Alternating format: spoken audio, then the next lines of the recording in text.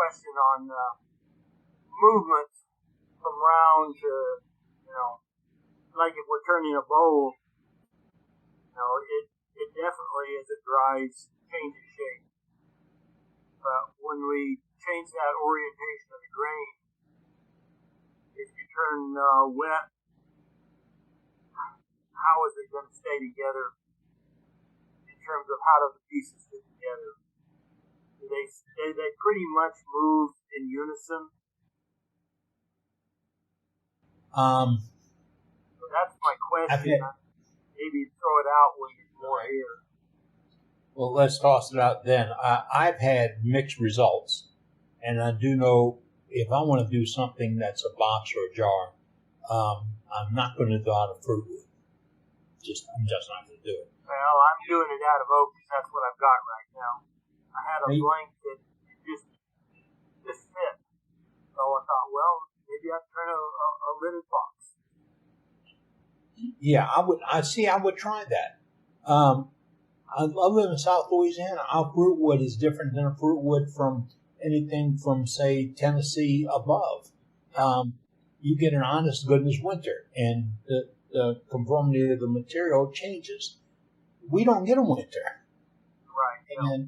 And as somebody told me the other day, they've got some black walnut coming down in the neighborhood with like a chunk.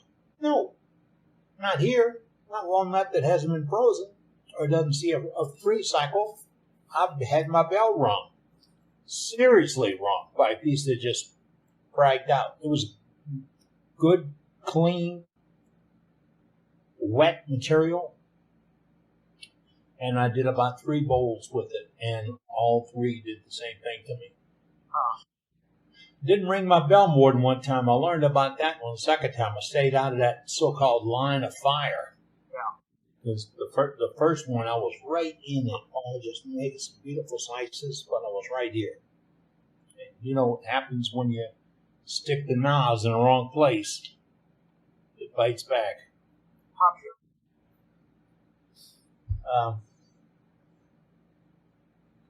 Wow, only a week away from SWAT. Isn't that something? A week away. For the world's finest wood turning symposium. That's it. But personal opinion. Okay. I got to do that.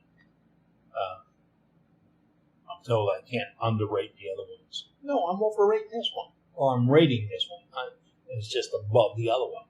So, but that's what we're doing. Joe Duncan says, yeah, KDZ is no fun. Tell me, Joe.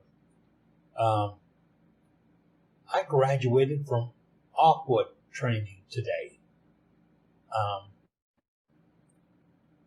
All that means is I don't get to see those cute little gals train me in the pool. They gave me a book of exercises I have to do now. But I don't have to go, or I can't go to their pool and work out. I'm going to my regular health club, which has got 7 or 8 pools for different reasons.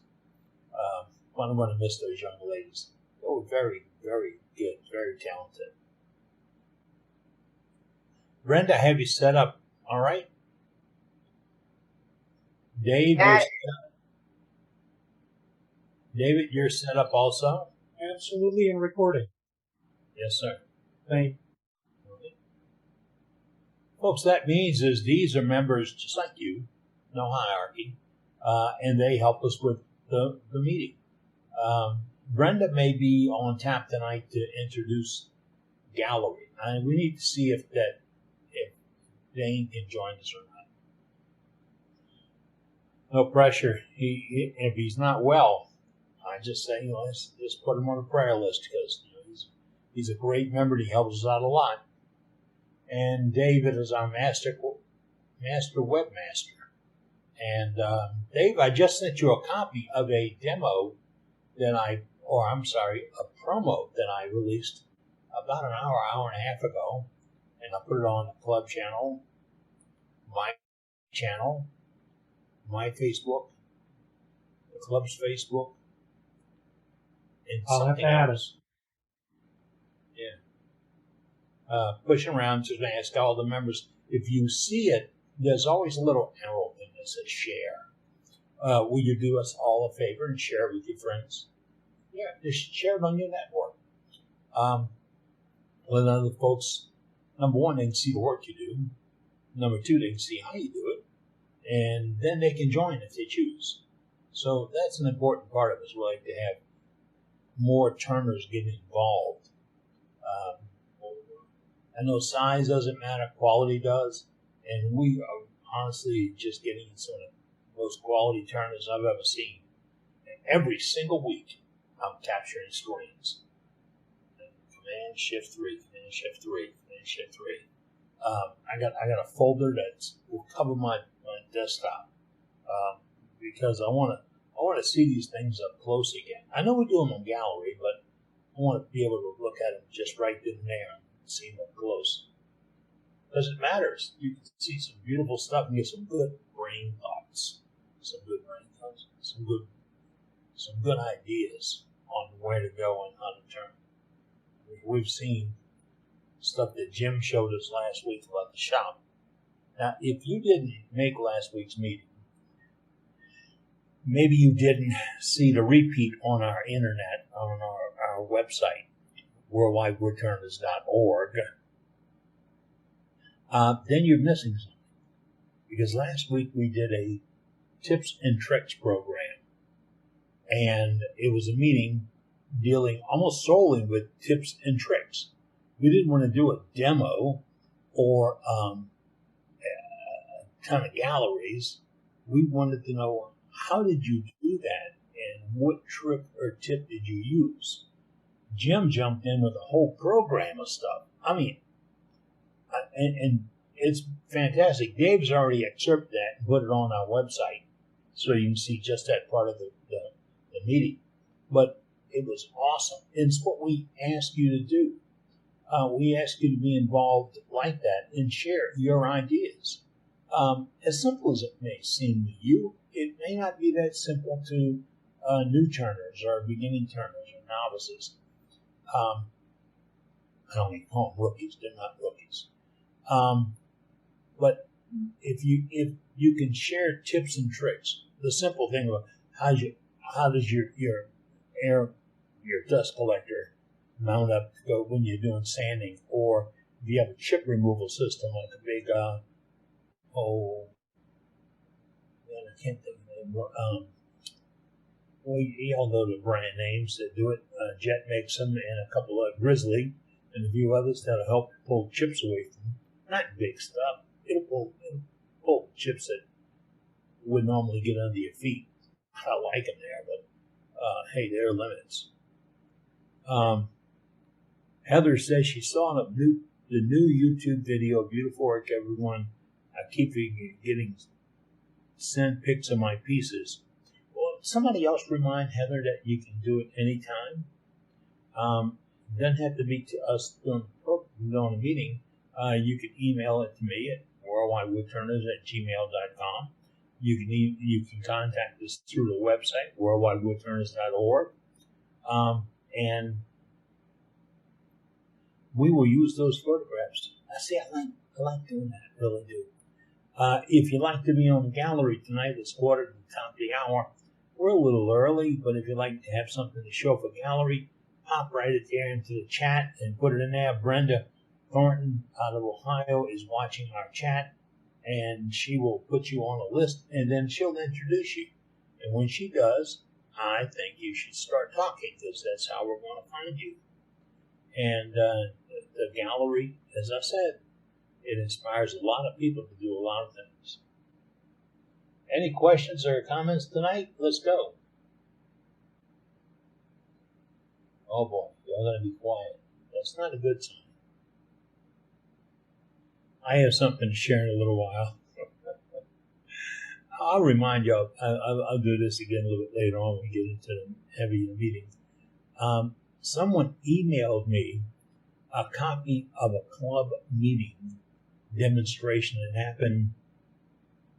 They said it happened last week. I'm looking at my calendar. Yeah, it happened a week ago.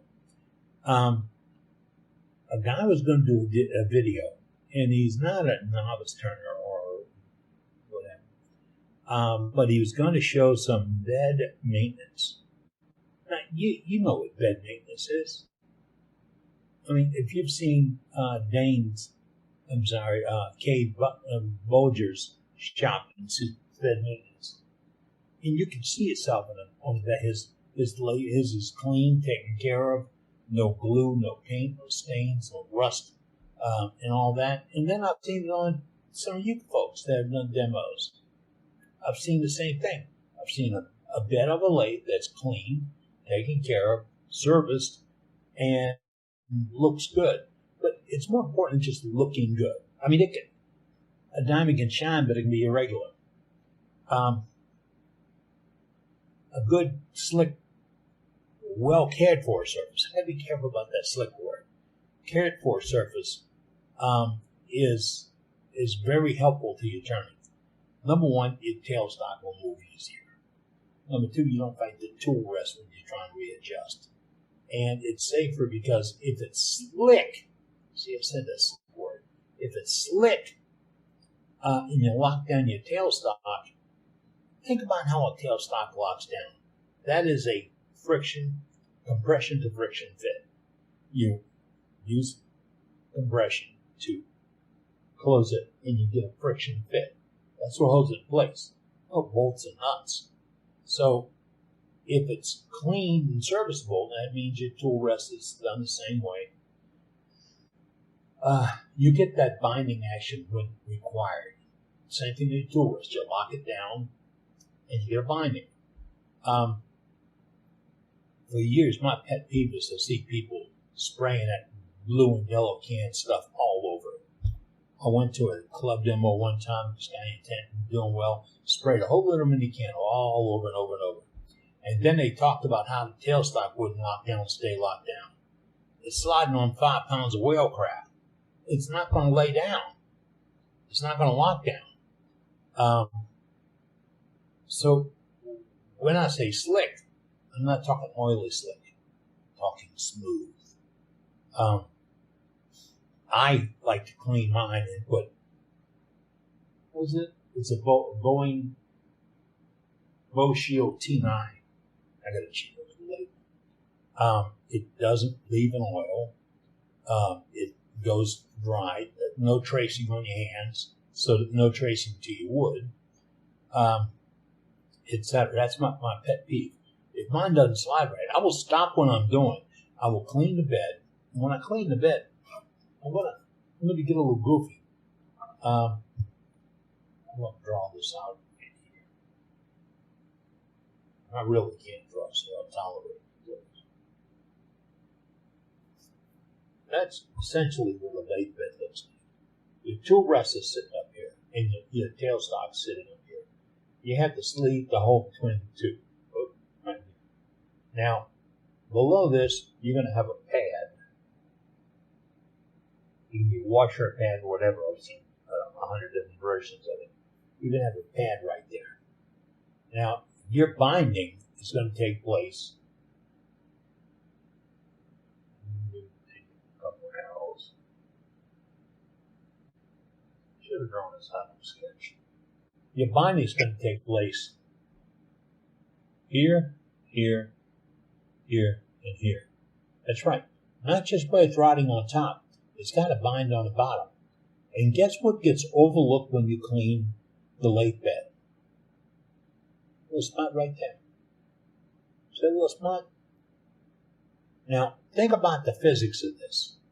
I'm going to have a drop of oil or paint or thinner or anything else, acetone removing something, and it's going to be right here above the lathe. It's going to drop on the lathe bed. Where does it go? It doesn't go in a can on a corner. It goes right down the side of that, and it drips right on here and goes right on the bottom of that way. So whatever hits the top eventually goes to the bottom.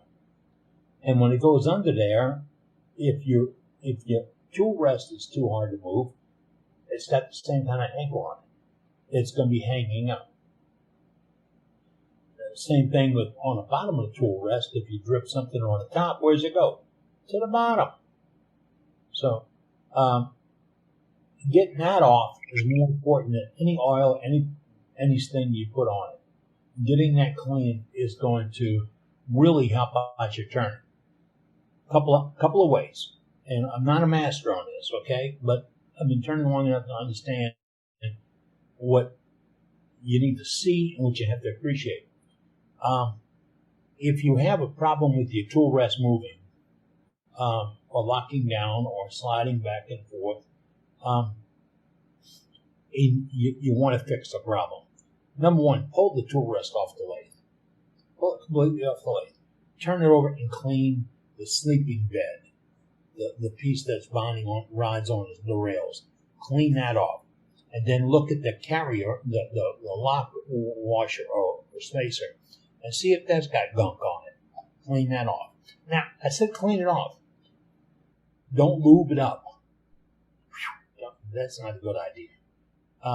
Lubrication attracts dust. Dust attracts crap. Crap is grime. It keeps building up, never stops. So you clean it off. Unlike an old-fashioned Red Devil scraper.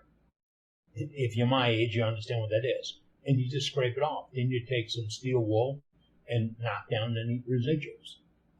You don't necessarily have to sand it.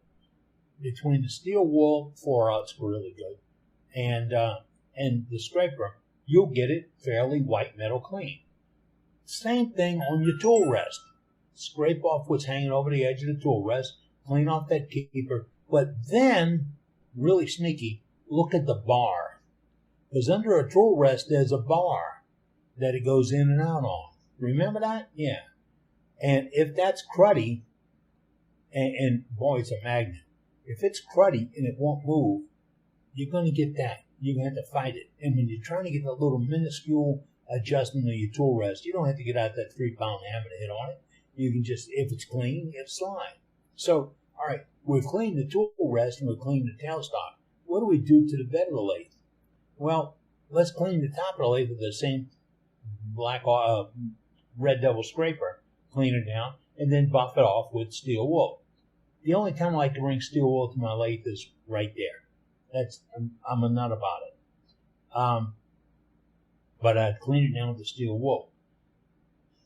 Then I'd reach underneath and clean out that trough, those two bottoms of the ways. And you can use a wood chisel. You can't do much with it after that. Use a wood chisel to clean it out. Use a piece of steel wool to clean it out. And everything else. You want it to get what is called white metal clean. You want nothing down there but metal. And I'm sticking with that nothing. No spray oil, no lubricants, nothing else.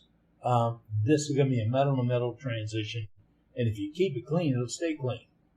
Now, I got onto this track a minute ago because I said I watched a video from a club demonstration. This guy came out and said, I'm going to maintain this lathe bed that needs a little touching up. He took a mill bastard file and went across the ways with a mill bastard file to take off residue or whatever. All right? I know you're cringing about that. How in the hell do you control the front and back dip on that or side-to-side dip on a mill bastard file?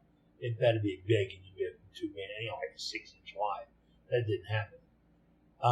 And then, this is great, then he sanded it down with sandpaper, right? And then he coated it with motor oil. Think about the things that he just did. His best intentions in the world was to clean that lathe bed, get that lathe bed serviceable. He did not consider the mechanics of what the lathe bed does, how it holds things, and how smooth it's going to work. He took a file to it, which means he impacted the level of the lathe in both directions. Okay. He sanded it, which will affect the grip and the holding tension. And sanding grooves are deeper than steel wool grooves, and it's going to attract more crap and hold more crap. And then he oiled it with motor oil. And when questioned, I heard the question from the guy said, "That's how we've always done it." I don't know who the we is, And I don't know how long it always was. But I'm telling you, folks, that ain't the way to take care of a lake bed. To take care of a lake bed, you keep it clean. To take care of a lake bed, you don't score it up. You definitely don't put anything hard in a lake bed on it. And sandpaper is hard in a lake bed or remove it. So when you're working in the shop and you want to see about doing some little things, little cleanups and all that, think about how to take care of your lake bed. And it's a simple step, but boy, you're going to really like it. Because I would go to AAW and club meetings all over the country, and I'd see a guy come out, and it's going to be great. That might be a quick fix, but like putting a Band-Aid on gangrene, it ain't going to fix it. Scott says he has audio difficulties. He'll be with us in a little while. And we got a few gallery items lined up. If you want to go to our gallery, we can right now. If you'd like to be part of this, you put it in the chat. I have something to show. And then Brenda will call on you. She will say, Bob's got something to show. It's not this time, Bob. And you start talking so we can find you in this gallery. And we'll pop you up. We'll show you a piece. So we'll go to that. Brenda's on with us right now. Brenda, who do we have? Okay. Hi, Eddie. Hey. Hey, I think we have David. David, talk to us. Where we at? David, there we go. All right. Hold on. David. Hey, David. I hear you. You're up, David. But you're not talking. No. There we go. There he is. Okay, can you hear me? I can hear Yeah. you. Okay, about 10 years ago, I started with my wood turning down in South Carolina, and I made this bowl that was really difficult to do it. I had to put it on 2 different lathes. Nice. Oh, yeah. I like that little divot at the top, the little recess. And then I put that, like you said, the little area there that you could put a top on it if you wanted to, but I never did. It was about 10 years old, and then it has not a whoops, but it was just a limb that Cool. was in the wrong place, that's all. Okay, let's tell them that. That is that's a Feature. feature. Okay, a feature opportunity. That was about 10 years ago, so I'm 80 years old now. I don't know if I could do that anymore or not. Sure you can. It was nerve-wracking back then. And then I have a few pins that I made. Very nice. Gorgeous. Oh, Oh, got a There you hand go. for it. Nice. You like This- turning the acrylic? Yes, I do. And this is one I made. I made my own acrylic. I put a form and I made Oh, a nice. mixture of different colors in it. And it comes out different colors as you turn it. That's kind of cool. I like it. So each one of these are some kind of acrylic. I don't know where I got them at. It's been around for a while. And I just made them this week. really That's all I nice. got. That's all I got. Very nice. Thank you, David. Everything Thank you. very Let's see if we can find Tom. Tom, talk to us, bud. We'll be there. Hey, Tom. let Hey, me Tom. adjust this camera a little bit. Let's see. Hold on a second. Can you hear me now? I can hear you. Oh, my. Okay, now we got Oh, yes. Oh my goodness. In Florida, or I guess most of the South, we have these real annoying nuisance trees. They're called mimosa, and everyone cuts them down and Go back a couple days later and it's 3 foot tall. It's hard to kill, but I love the grain that I get in mimosa. And I turned this one. It's about 12 inches tall and about 9 inches in diameter. And I used a finish called True Oil Gunstock finish. And it's about the easiest finish I've ever used. You wipe it on, let it dry, wipe on another coat, let it dry, and I think I might put 3 or 4 coats on and then buffed it. And it's probably in need of a buffing, but it's pretty cool wood.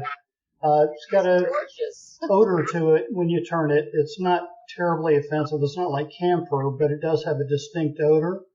And it can be a little fuzzy when you turn it. So often you have to turn it, let it dry a little bit, and then return it.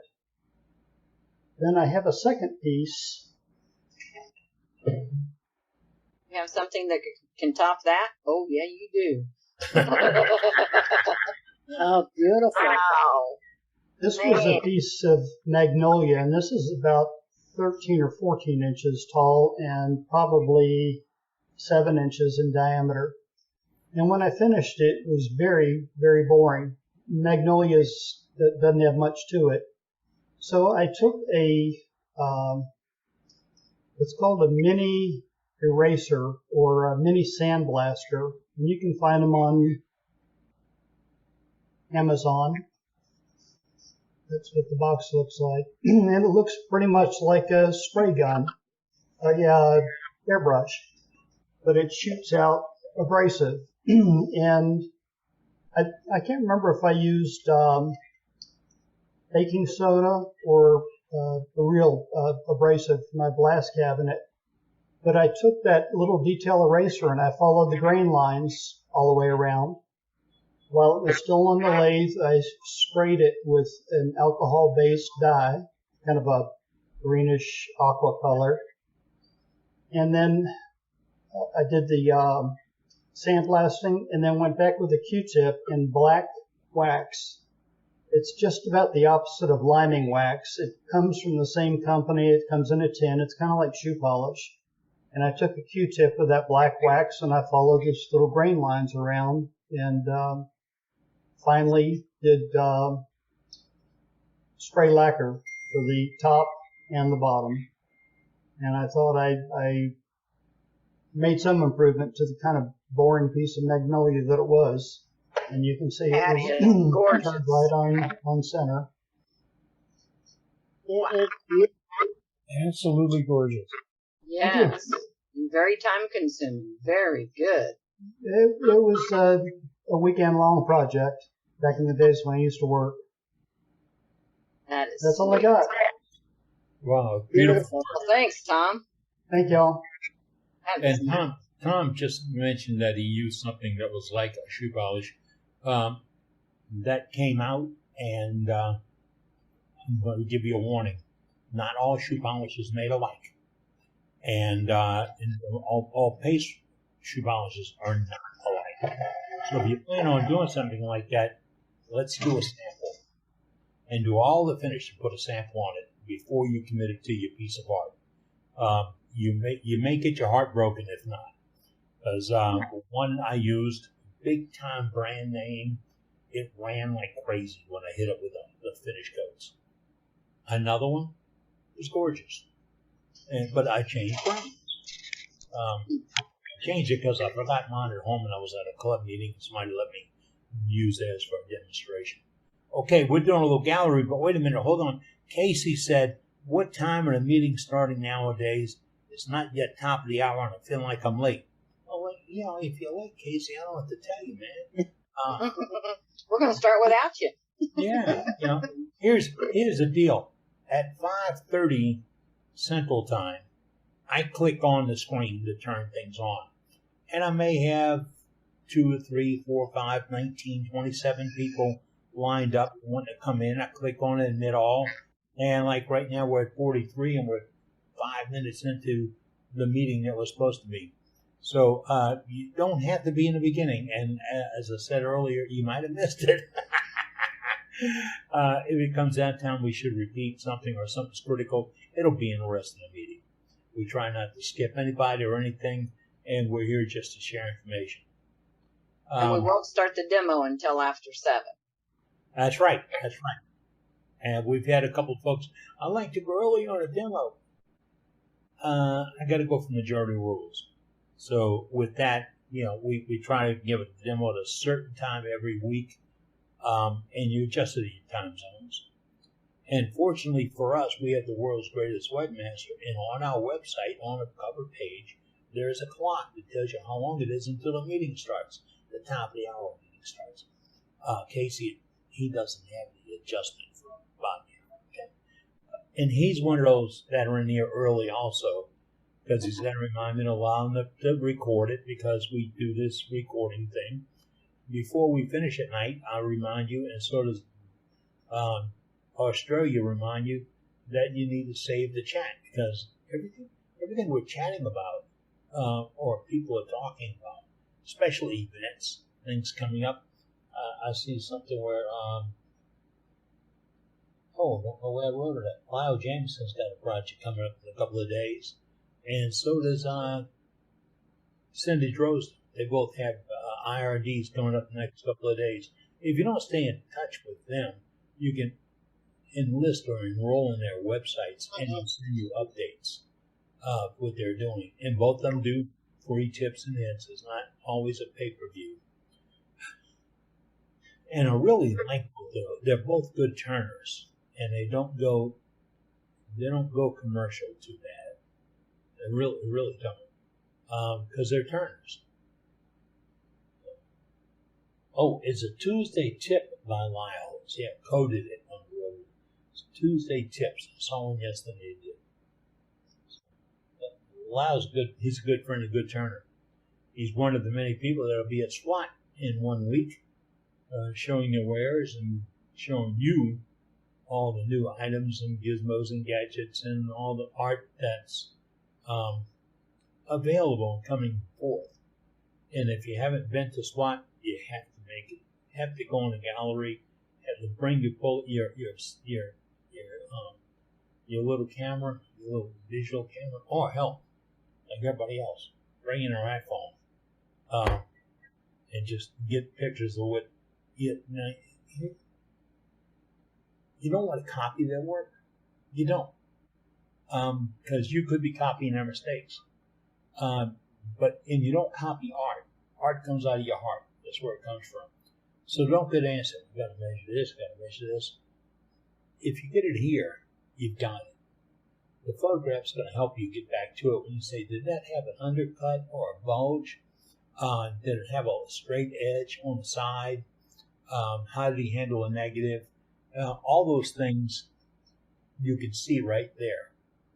And it'll lead you to do much better work, much more creative work. As I said a moment ago, do not copy somebody's work. Hey, let's go see Charlie. Charlie Bundy. There we go. My wife asked for a fruit bowl. Raise it up. Pick it up by your mug. There you go. Oh, nice. What's the material? That is 2x6 and a 2x4. It's Norway pine is the whiter, Douglas fir is the red. That is nice. And then she asked for fruit for her fruit bowl. Oh. An apple nut, pears. Now the hardest one to turn was bananas. I was going to ask you how you would do that. Just off center turning. I had to change my center 3 times. That's the nicest one. The first one turned out the nicest. That is the root of a box elder tree. Ooh. It is so light you could. No, don't throw it though. No, I got to repair my own mistakes. That's beautiful. These were, I won't use the S word, but just pieces of wood laying on my shop floor They range from applewood, box elder, pine.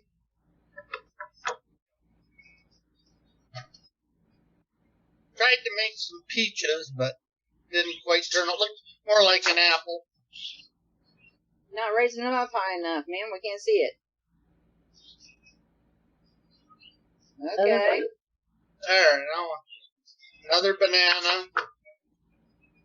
That's supposed to have been a tangerine, but then I made a little acorn to put in it. Oh, I like it. Nice. That's cute. Nice and tight, Here's the pop. but it's hard to get back on. Another, I don't know what that one started out as. And then I made a whole bunch of little, I don't know how I'm out here. Grapes. I was waiting for you to do that. She's gonna glue them all together onto a dowel to make a vine. Whoop, Nice. Nice. Some of them even look like cherries with the color tints. No figs? Need a couple of figs. And then my daughter had seen it, and she wanted her own bowl. Wow, pretty. Really That's, pretty. that's the same thing. It's white pine, and then Douglas fir, except I reversed it. The majority of it is the Douglas fir, and the strip is the white pine. Yep. Beautiful. And then, as Captain Eddie always says, wood does one thing constantly. It moves. It started separating because these are all laminated together. So I just put a groove in them and filled them with my favorite filling, coffee grounds. Nice. Hard to get. I don't drink coffee. And is she getting fruit too? No, she wants hers for real fruit. Oh, okay. Okay. That's all I had. Wow, Charlie, that's some beautiful work. Nice, Charlie. Yeah, gorgeous. Very work. nice. Yes. A little tip. Oh. When you're using a specific brand of something, and let's say your finish, and then a specific brand of paper toweling to apply your finish with. If you switch one or the other brand, test it out. I switched paper toweling. I was using white paper toweling by Scott, and I went to a blue paper toweling by Scott. And I had a blue bowl when I was done. The finish loosened up the coloring in that paper towel. It made it a tinted blue. How did you get that off? Didn't. Oh, you didn't? Too pretty. I haven't finished it yet. All right. We'll wait to see the blue one then next week. Yeah. Yeah. All right. Blue fruit. Isn't that cool? Blue fruit, yeah. I did a fruit bowl with that, and I was waiting for him to get to the grapes because the grapes drove me crazy. Yeah.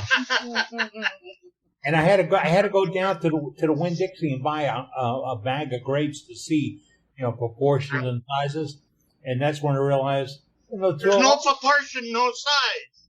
Yeah, they're all alike, and who's going to check them? And I dyed my grapes with a green alcohol-based dye, and it came out okay. But they were cheated like Charlie did.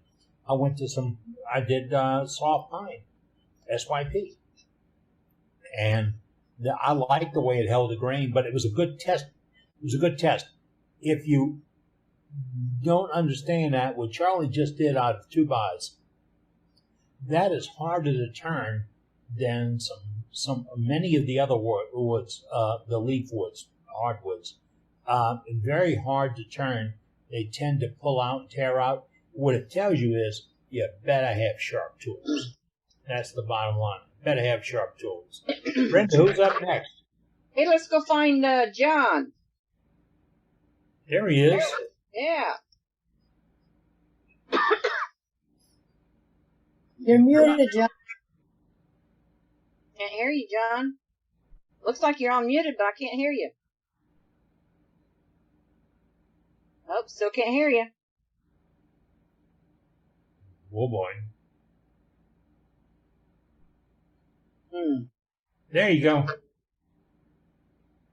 Nope. Nope. I had it. No, I said, it looks like he's on muted, but can't hear him. Nope. Well, now. Nope, still can't hear you. Well. Take a We'll look try at again. it. We'll get back Try to you. pushing your space bar. Press down on space. No, that's what he did, evidently. It's still not working. No, maybe check your volume or something. Yeah. Nope. John, All right.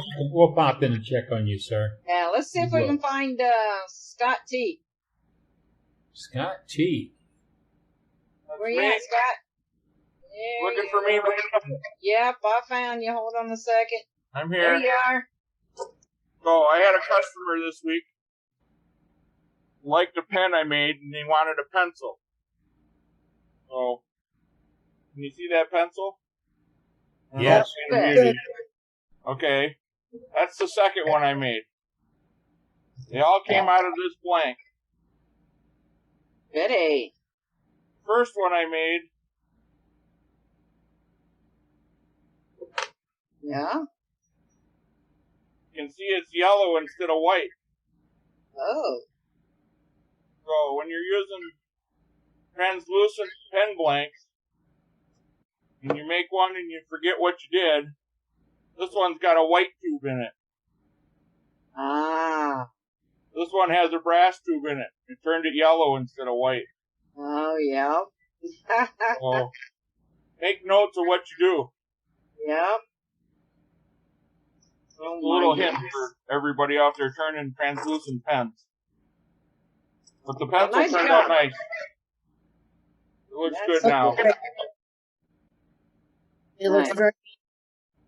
Very nice. Very nice. So Thanks- when you're thanks for the turning stat. translucents, typically what I do instead of using white tubes, I paint the inside of the blank white if it's white or yellow, whatever color I want to stand out. So you paint the material, not the bushing. Correct. Or the slate. Okay. The trouble I have when I paint the bushing is the epoxy or the CA, whichever you're using, sometimes shows through and it mutes the color. If you paint the blank and then glue the tube in, you eliminate that problem. Good idea. Great tip. Yes, great tip. So I use acrylic paint with a paintbrush. A friend of mine just sprays them with plastic spray that you get from the big box store that you can paint patio furniture with, and it works just as good. Actually, it's quicker. Dries better. Cool. Just a little Thanks tip for that. for everybody. That's Yeah. what we're looking for. Thanks, Scott. That's all I have. All right. Well, let's see if we can find Dave Kingsley. There he is.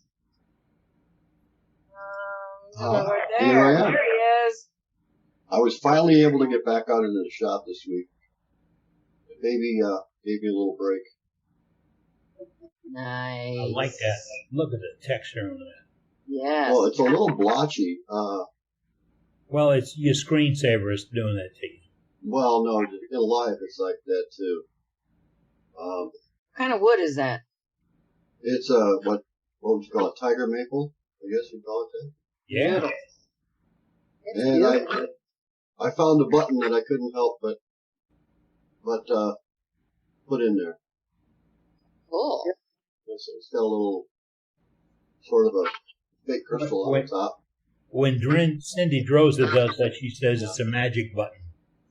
Yeah, and I mean, otherwise I didn't have a lot of time because I wanted to get back to the little one.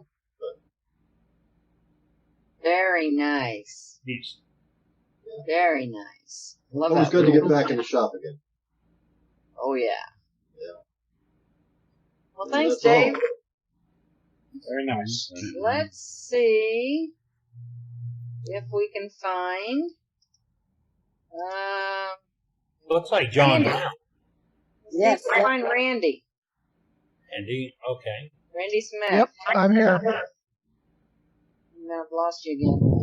Okay. I'm here. I'm right here. There Okay. you go. Oh, Hi, Randy. yeah. I have the Scott showed that pen where changing a color made the pen look different, and I have. Let's see if I can find it here. These two pens are the same. They're the same blank. I made these for a friend of mine who was having twins, one boy, one girl. So these are actually white blanks, both of them. And one I colored the inside of the tube with hot pink, and the other one I painted the inside of the tube with baby blue. And of course, it completely changed the look of the pens. Oh, it did. Wow, it did really. Beautiful. I mean, it's beautiful. That's a good idea. Yeah, they had both of them now are like 8 years old. So this was some time ago, and this was for the baby shower. That is cool. Really good. Okay, that was it. Very Thank you, nice. Randy. That was Nice. well worth the trip, man. That was nice. Yes. Let's see if we can find John again. John. Hey, John. Can Nope, I can't hear you. Oh my goodness. Now, if you're in your Zoom, if you're looking at your Zoom settings, your microphone may not be enabled. If you're through Zoom. Nope. No. No. You might want to leave the meeting and then log back in. Yeah, that helped me once too. Yep. ONOFF. All right. That All right. ONOFF switch. We'll get back to you then. That's all we got right now, Eddie. Okay, we got plenty of room, folks. If you're showing something for gallery, you like to show something for gallery, we got about another 25, 30 minutes before we get into our Scott Hampton demonstration. Scott had a little technical problem. He's working on it, getting through. We'll be joining him at the top of the hour. And we're talking wood turning. If you'd like to join us, pop in. We'll take your questions and comments, etc., etc.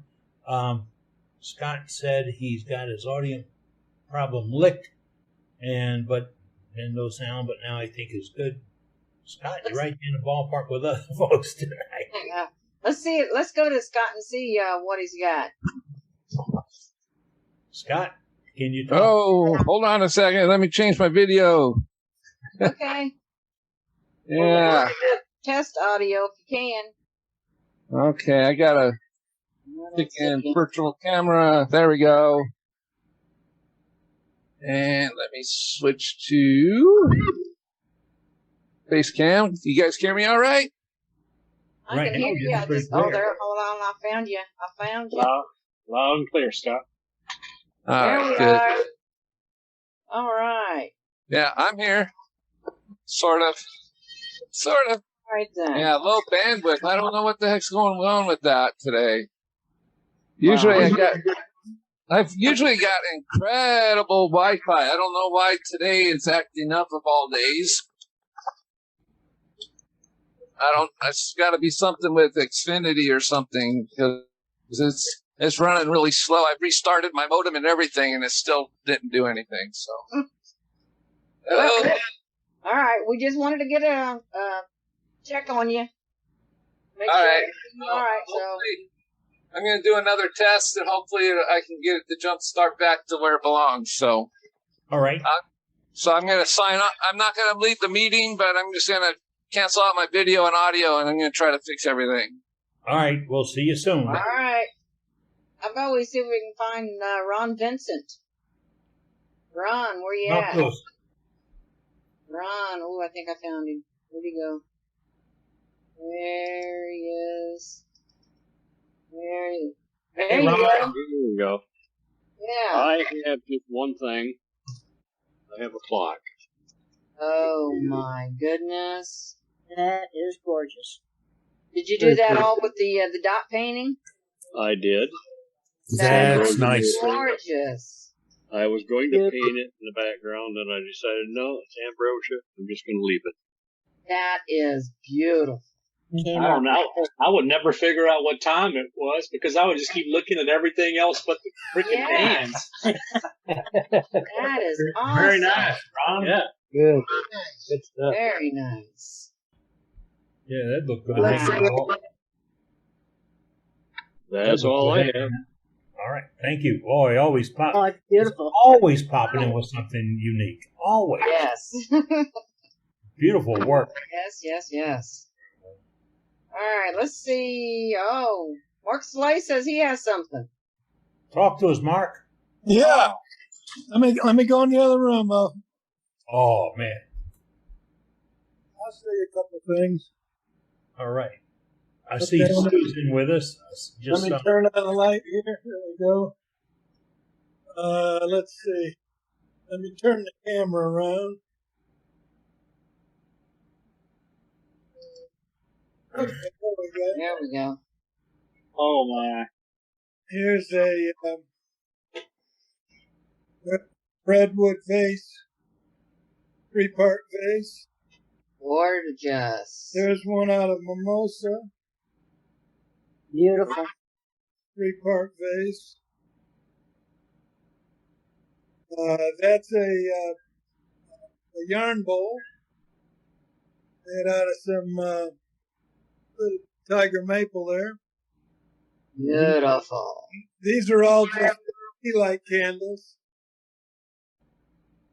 Very nice. Lovely. Over there. But I try to take each tea light candle, I try to highlight some anomaly in the wood. You take some weird thing in the wood and you make it the focal point. So yes. Nice. It's a lot of fun.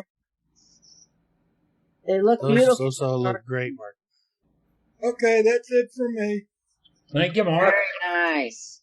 Thanks, Mark. Thank you. Thank you, sir. And we often speak about Mark Soleil.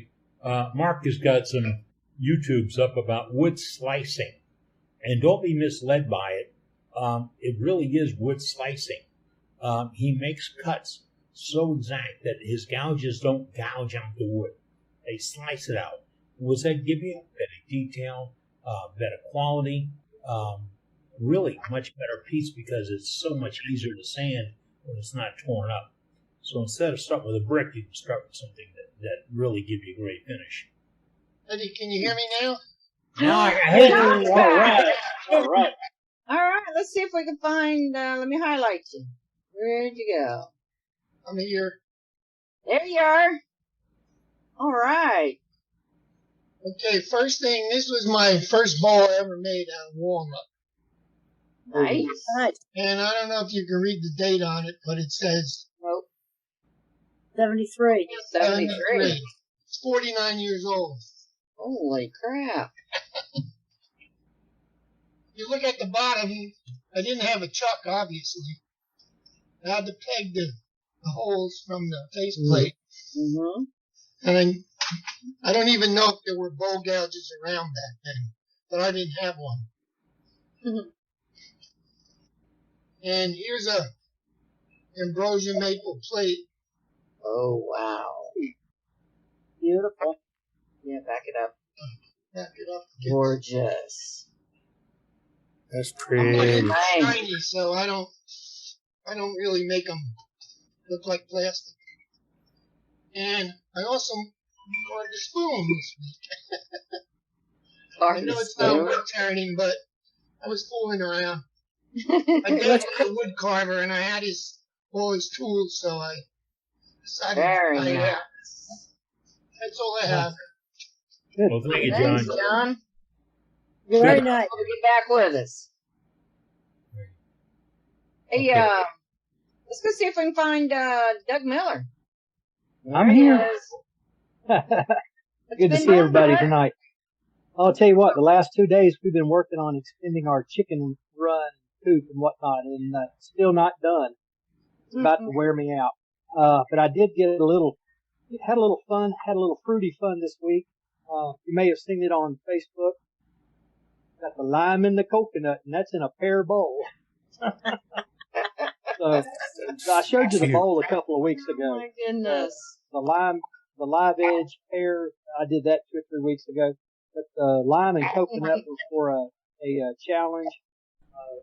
Hashtag Fruit Week, with, SK Crafts, Steve Cravell over in England.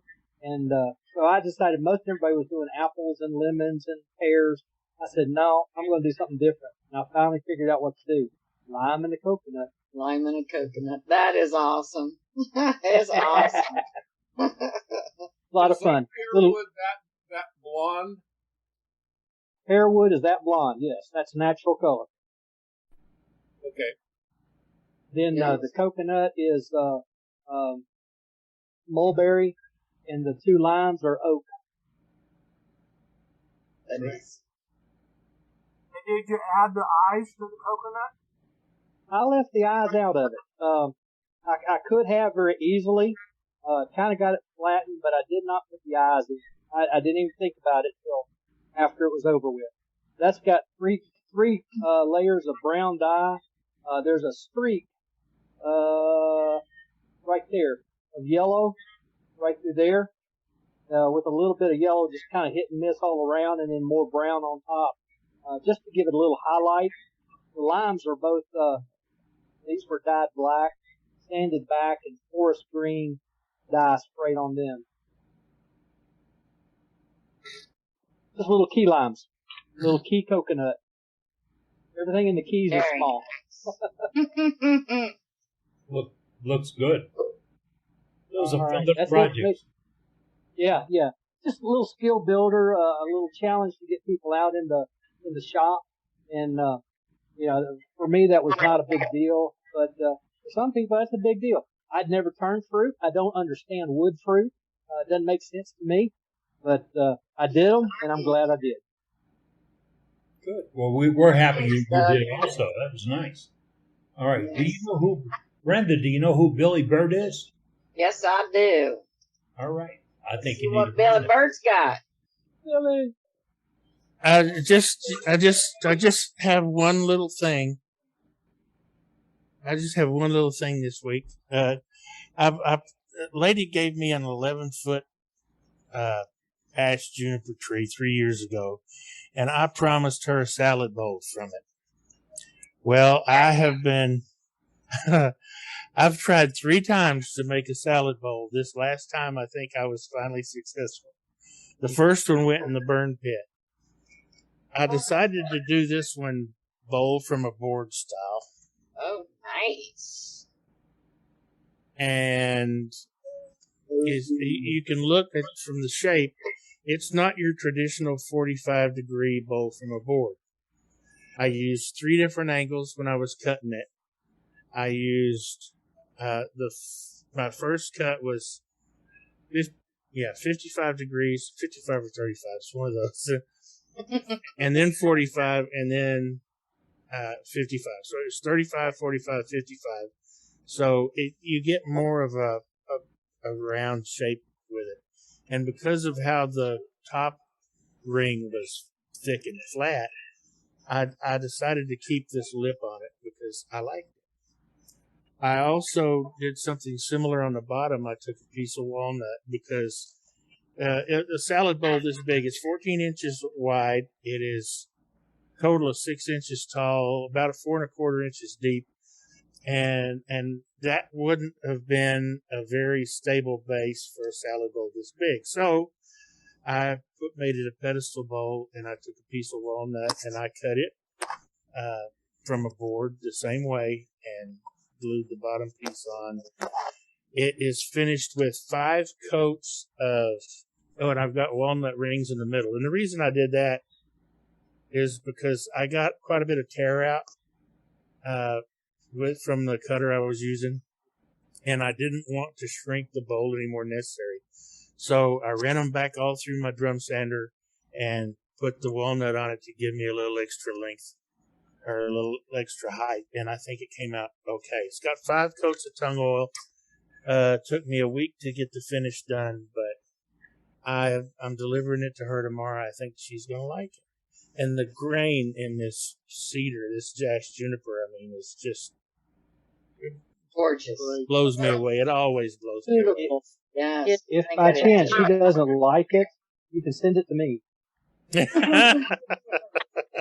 If she don't like it, Doug, I'm going to keep it. I don't blame you. I would too. Man, that's a great cereal bowl too. That is cool. Yeah. Yeah, cereal bowl. Right size. That's a lot of cereal. Let's see if we can find Jim Duxbury. Yeah, I'm here. Jim, where you at? Jim, yeah, hold on. First, I have to thank you.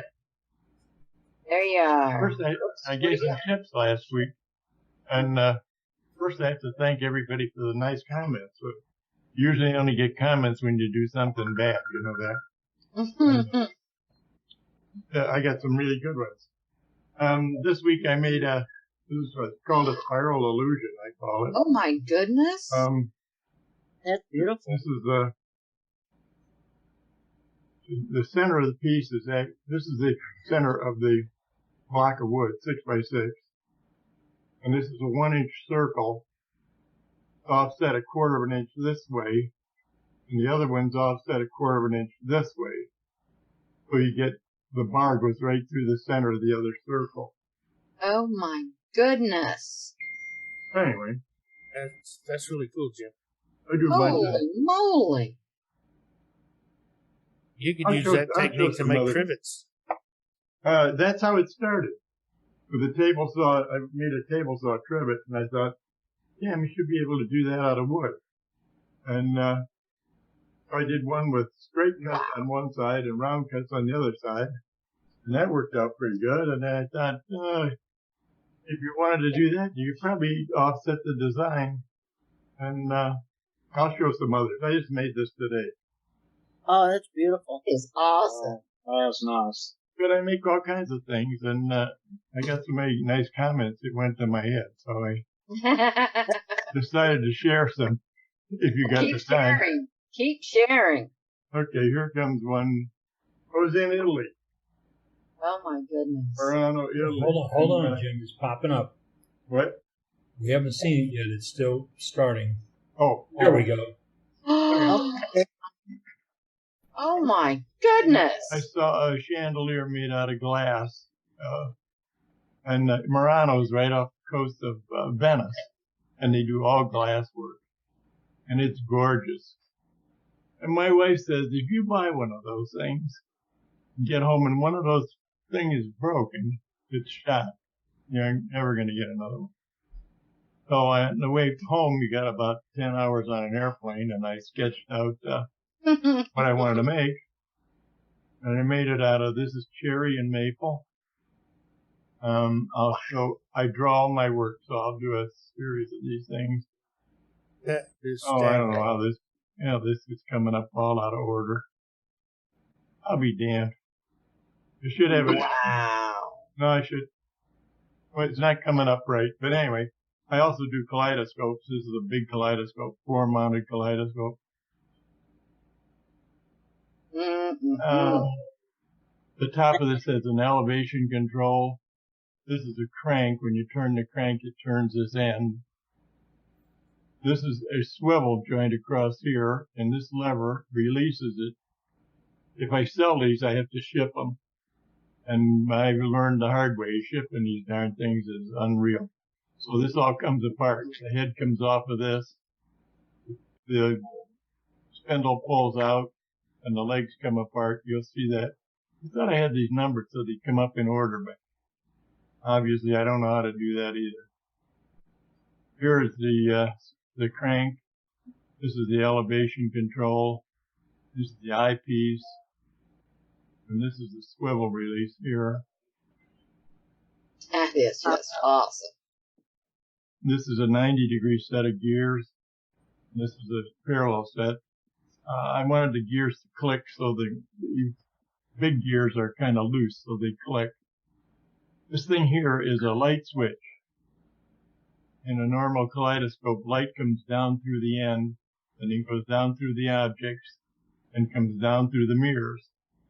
If you put a solid object, like a quarter, in a regular kaleidoscope, you see the black side of it. This has 3 little light bulbs inside, screw-in incandescent light bulbs. And inside here is a tube drilled into it with batteries in it. So when you press this, it lights from the inside. And you can do clock gears, coins, shells, all kinds of things. That's what it looks like knocked down. The fluting's done on a shopsmith. I just use it. I have indexing. I made a wheel for my.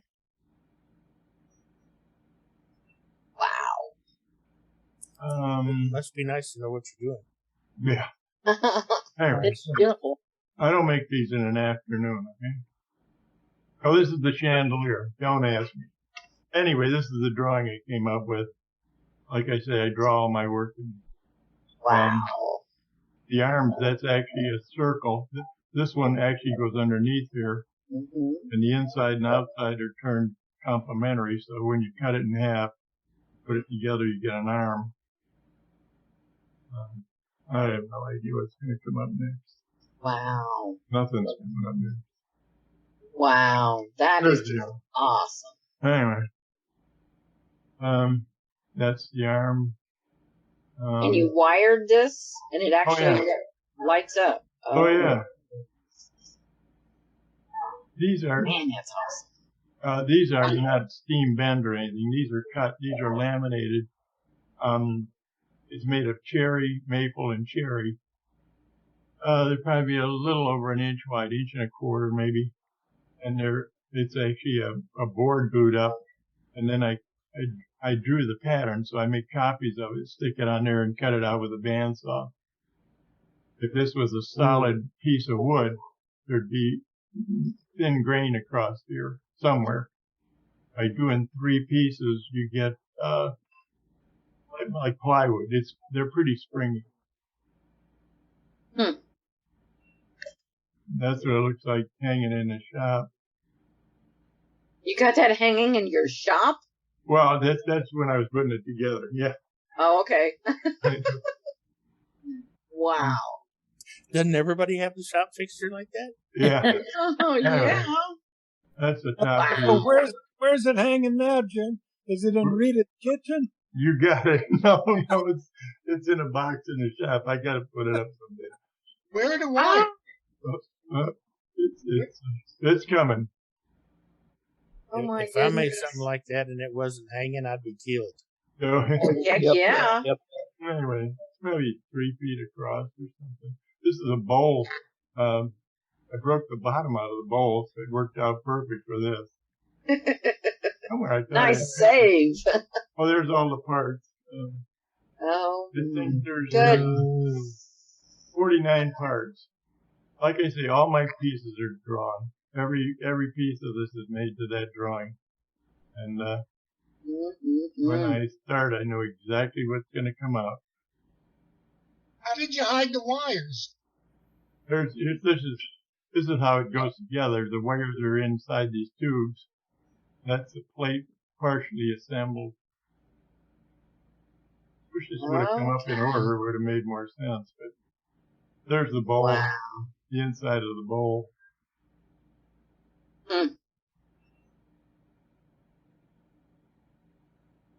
Wow. That's it. That is nice. End of mine. Wow. As always, wow. Wow.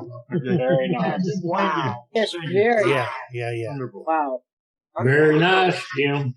How did you get the wires in the circles that you cut in half? How did you hollow that or drill it? Put together. I turned it inside out first. They're made in two halves and put together. Okay. It's a circle made in two halves with the square race turned on the inside and then cut in half horizontally and then moved over. Right? Yeah. Looks nice though, man.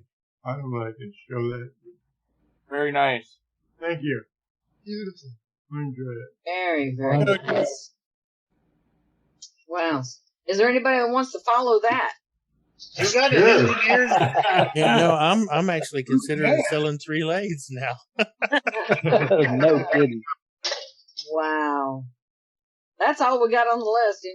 Like I said, anybody want to follow that, you're up. Nobody. Crickets. Who wants to follow again? Oh, man. Nobody? I thought I saw John Brown here tonight. Who? John Brown. Didn't this picture come up? He was trying Yes, I think so. Yeah. It come up there, but I don't see it now. I don't know why. Yeah, John's on. Brown. John's I'm on. there. Hey, John. But Hey, I don't John. see a picture of me on the thumbnails there. I don't know why. I'm trying to find you. I got him. Need a spotlight? Yeah. Not. We see Blacked out, John. I don't know where it is. What's going on? We see the top of your head, your glasses. On the top of my head. Yeah, looks like you're Let me blacked turn out. it this way a little bit. No? I don't know what's wrong. No idea, because it was Oh, I on see. there. Yeah, you look like you're in the dark. Maybe that's what it is. I'm in the dark. It's not very light where I'm at tonight. I do see you. I see him, Yeah. but he is in the dark. Yep, you're in the dark. That might be the problem, because it is pretty dark in the room that I'm in tonight. There, coming a little There bit. you go. Hi, John. Hello. Good evening. How you doing, John? It's good to see you. Thank you. Yes. I haven't been doing much turning. I was making charcuterie boards, and now I'm making nativity scenes that are about 6 feet tall and 5 feet wide for this retirement homes that I'm in, and they want 5 of them made. Oh, my You goodness. cut them out of, it takes a sheet and a half of plywood to make each one, and they're 3-dimensional.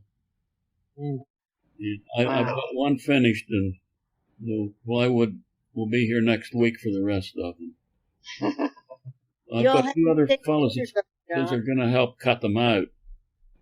And they ordered the patterns that I picked out. It all comes, and then you get 4x8 big sheets of carbon paper and trace them out on the plywood. We want to see pictures when you're done. Yeah, when I get them done. I had one set up in the wood shop before it was painted, and I started painting on them yesterday. There's a lot of work goes into cutting them out. It takes me several days, about 4 days to cut one out, because I can't stand too long, and my feet and legs get to aching me pretty bad, and I have to understand that.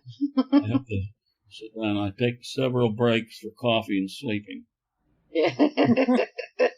Nothing wrong with that, man. But I'm still doing some kinds of woodworking. Good. Good to see you, John. Thank you. Good to see you guys again here. Yes. All right. I've gotten a direct message from, and I cannot bring up the name. It's initials are BD. Who is that? That's Who me. are you? That's Billy, me. Billy. Sounds like Billy the troublemaker. Billy. That's me. Trouble. Oh, the Billy guy. That Billy. Look, I've got something inspired by Doug Miller. He posted on Facebook last week. He did a little wine glass, and I figured I wasn't copying it, but I just needed to do something to get back in the shop. But That is gorgeous. This is Beautiful. this is that's sycamore. Yeah, I ain't glued it in yet. I'm probably going to go. It's got a Parfex finish. I'm probably going to use 100% silicone. Just silicone it in. Yep, I did about 5 of them. I'm getting ready for a craft fair. I figured these items might do real well. It's going to be a Halloween themed craft fair, so some weird top wine glasses might do well. Ooh. Billy, the E600. Those things in, you could make them dishwasher safe, and that could be a selling point. Say again, I missed the first part of that. I say if you don't glue them in, you just have them set there, and that could be a selling point because they're dishwasher safe. That's true. I don't have any real good way of cutting the stems off and keeping them where they would be not sharp. I've been scoring them and just snapping them, and then taking a little piece of sandpaper and just knock the edges off. But this one's Parfex. I mean, it wouldn't hurt to get wet. I just wouldn't put it in a dishwasher. Right. Yeah. You know? Yeah, they got Billy, I cut those off. Grinding cutoff wheels, those 4.5-inch grinding cutoff wheels, made by Spider. I think they're at Lowe's. They do masonry, glass, and other things. Yeah, I want to stay away from any of the glass dust. Yeah. So I barely score it like with a hacksaw blade, and it just snaps right off. Oh, nice. Yeah. I use a Dremel and a diamond wheel to cut those off with. My grandfather used to take the string, dip it in gasoline, tie a little knot, light the thing, and then quench it. Big class like that. Billy, if you take a coarse sharpening stone and bury it in water, then you can just rub the stem over the top of that sharpening stone and it'll grind it away. And it won't get hot. You won't get any glass dust. It's pretty much the same way that people make telescope mirrors. Okay. So you take a coarse sharpening stone, put it in water so that the water covers the top of the stone, and just rub the glass along the stone. Okay, on the edge. Yep.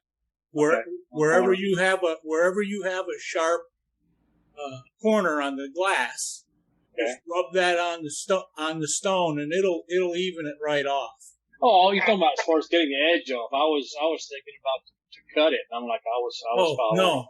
No. I got you. To get rid of the sharp edge. Gotcha. All right, that's all I got. I broke my lathe though, so I gotta get something going now. My Laguna, the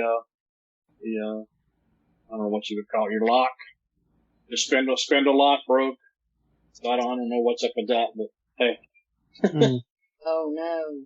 Yeah, there's no other way to lock that spindle other than that piece. There's no pins or any way to hold it to release your chuck. So what I've been doing so far is using my indexing wheel. It has a lock on it, but that's not really made for that. So it looks like the whole housing would have to be replaced because the lock actually goes through the housing. The housing cracked. Yeah. Maybe it's time to upgrade. Get you a one. Oh my goodness. I really like what I got. So it's like, I just can't. It would have to be totally disassembled to replace the housing. Oh no. Yeah, that's a job. Warranty? No, I've had it about 4 years. So I'm thinking if I can just come up with some other way to lock the spindle, because a new one's going to do the same thing. It's a neat little feature, but it's just not made for it to be very durable. I don't know. Billy, I found that the E600 adhesive comes in a tube, like a toothpaste tube. That works really well for those goblets. E6000. Yeah, I know what you're talking about. Yes, thank you. I may have some of that. Yeah, that's one of my favorites. Have it later. Yep, that. That's one of my favorite adhesives too. I use that on my sanding mandrels and stuff. Yeah, it's good stuff. Holds better than everything else. Hey, Billy, did you watch? Were you on last week and watched Jim's tips? I haven't. It's been about a month. Everything that's been going on in my house has happened on a Wednesday. Everything. He had a lock that looked really good. You might go back and look at last week's tips, but it was nothing but a stop that came back around and held his lathe, but held the spindle. But anyway, it looked really good. You might look at that in that last week's. Okay. I know one of the guys told me that your handle on a Laguna on you should say your manual rotation handle to rotate the spindle is real small. Diameter is like 2 inches. Mm-hmm. He says you could just take that and grind a flat spot in it, so a big wrench will go around that. No, I don't even think about that. I think it's aluminum too. So I like to do something different because I don't think it's going to hold up. Well, we want to see what you come up with, Billy. Yeah, I think I'm not the only one that's had this problem. I think I've seen some people on Facebook have the same issue with the Laguna. Well, Billy, I'll take a look at it Sunday when I come over for the barbecue on the new gazebo. Ooh, I haven't lit it up yet. I'm waiting to seal the concrete.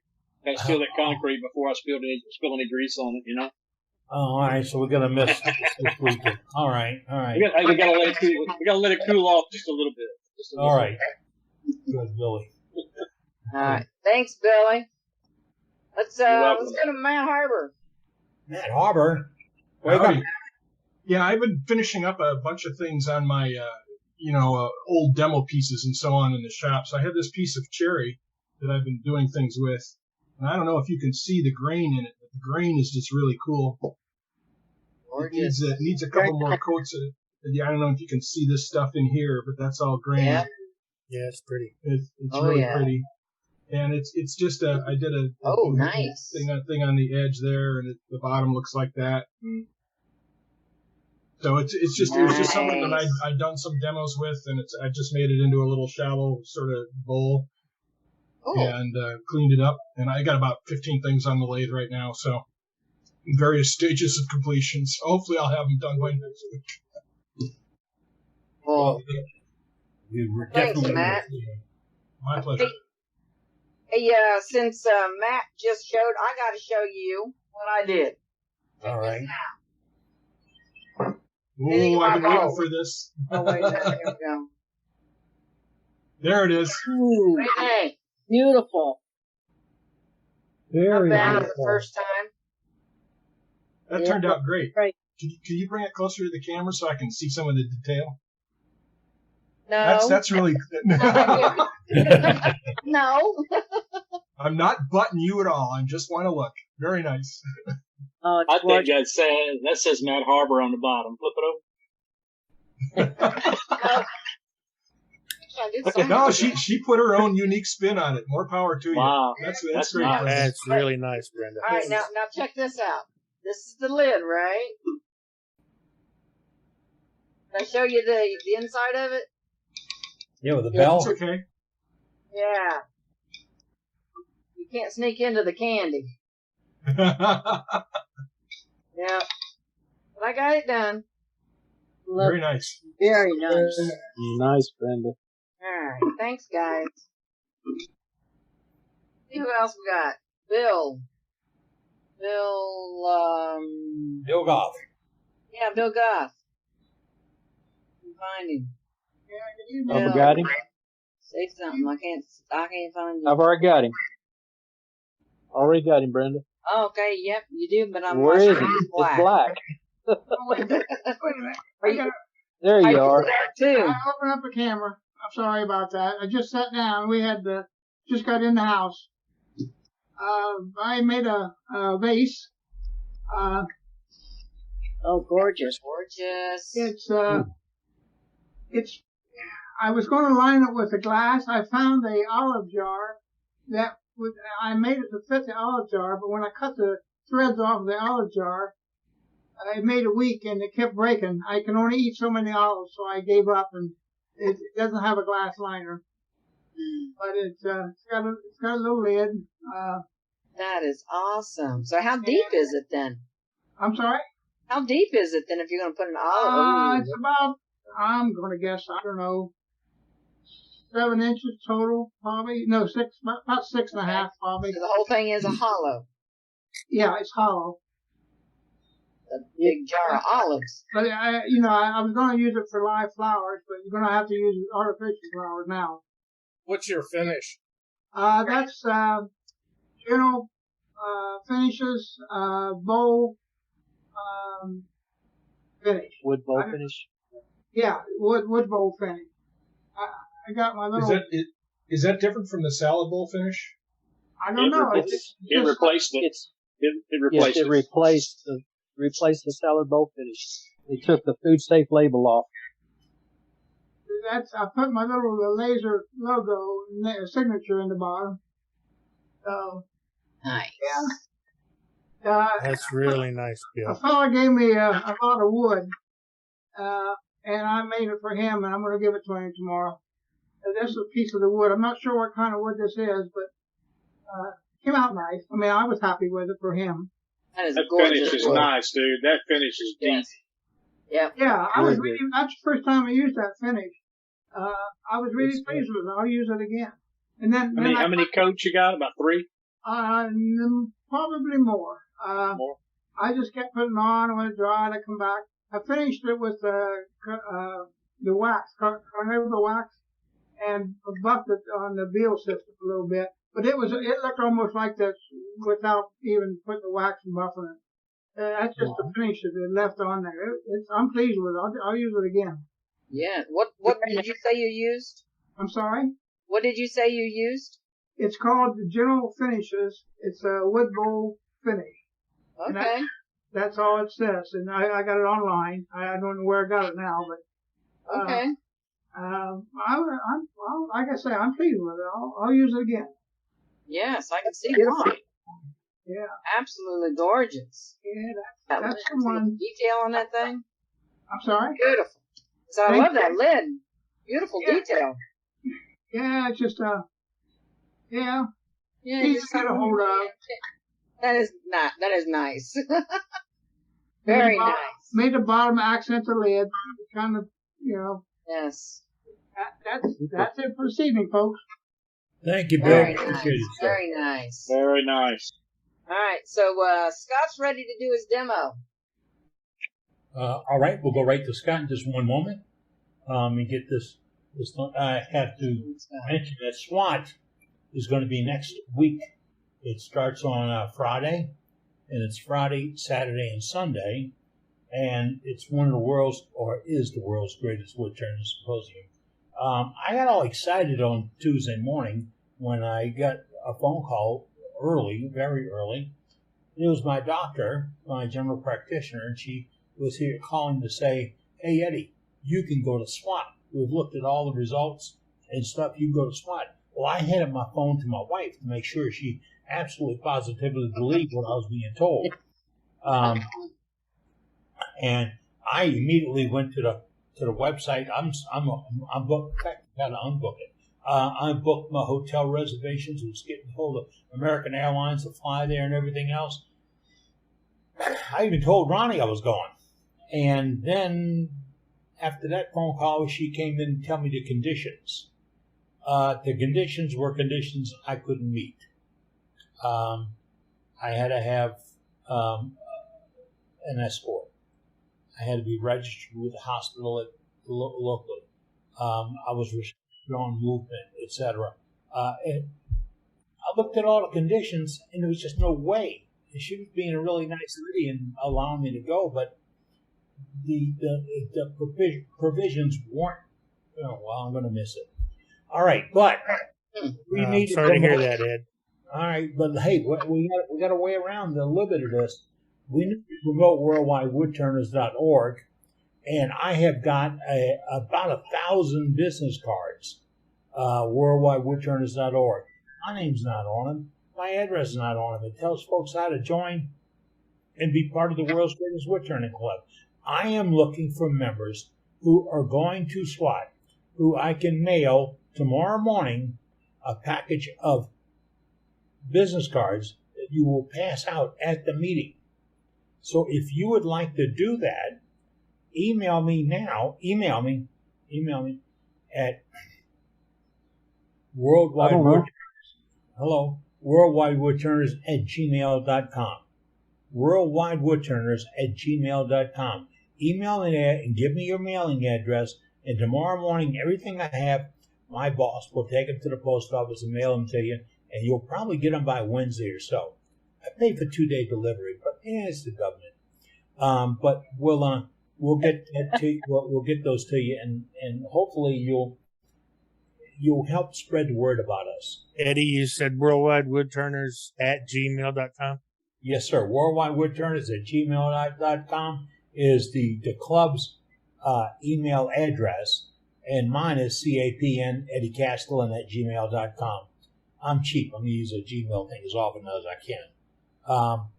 So if you want to be involved, let me know, and you're more than welcome to be part of this team. And before I go to Scott Hampton about his bowl thing, I just got a private message from somebody who said, "How do I qualify to show my work on gallery?" Are you alive? Are you alive? That's the important question, because every one of our members is equal. Every one of them. And you don't have to qualify. You can be part of the crowd. You can talk. Look, you hear us kidding with folks. You hear us teasing each other about it. I invited myself to Billy Dillard's house for a barbecue. I just picked the wrong weekend.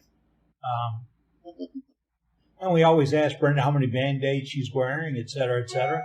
So, we kid a lot, and all that is in the nature of this organization, or lack thereof, is to express our beliefs and our feelings and our work that we do as woodturners. If you're not involved, you're missing out. So just join in with us. Now, before we go to our demo, I have to pop over to Safety Sue. Safety Sue is our safety director. And get this, she's got her name on it on the schedule. Yeah, ain't that sweet? As Safety Sue. Safety Sue, there. Email sent, Eddie. Thank you, Billy. First, Hey, Sue. Yeah. First of all, I want to thank Tom Kenny. He sent me a recommendation for a safety talk, and I thought it was fantastic. So the safety talk is loose clothing and long hair at the lake. Let's see, who was this? Turner's Warehouse. Turner's Warehouse had one of their constituents go into the warehouse to take pictures of somebody else that was on the lake. She went to take a picture, and she leaned over to get a better shot. Did everybody see that? That's not fishing wire on the headstock. That is hair. Now, they moved very quickly, no one was hurt, and everybody survived, which is great. Looks like she got a Billy Bird haircut. Yeah. But I'll tell you, now I saw that the captain's starting to grow out his hair. So when he gets into the shop and he starts going like this, it's time to tie back that hair, and to not only tie it back, but tie it up, because you don't want a horsetail dangling down your back. If you can't tie it up, put it in your clothes. But you've got to do something so that your hair does not get even close to the lathe. Now, I don't think Eddie has to worry about it. Me and him have the same barber. Yeah. But if you talk to Mark Delay, and Mark's on, far behind.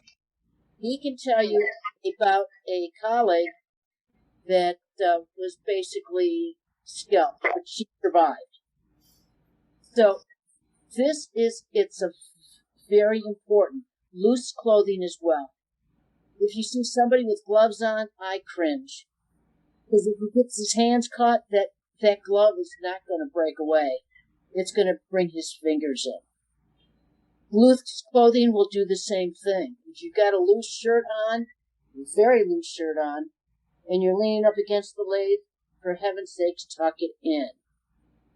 Now, this not only goes for lathes, but anything else that turns with a motor. It could be the little chainsaws you use to cut your material that you're going to turn.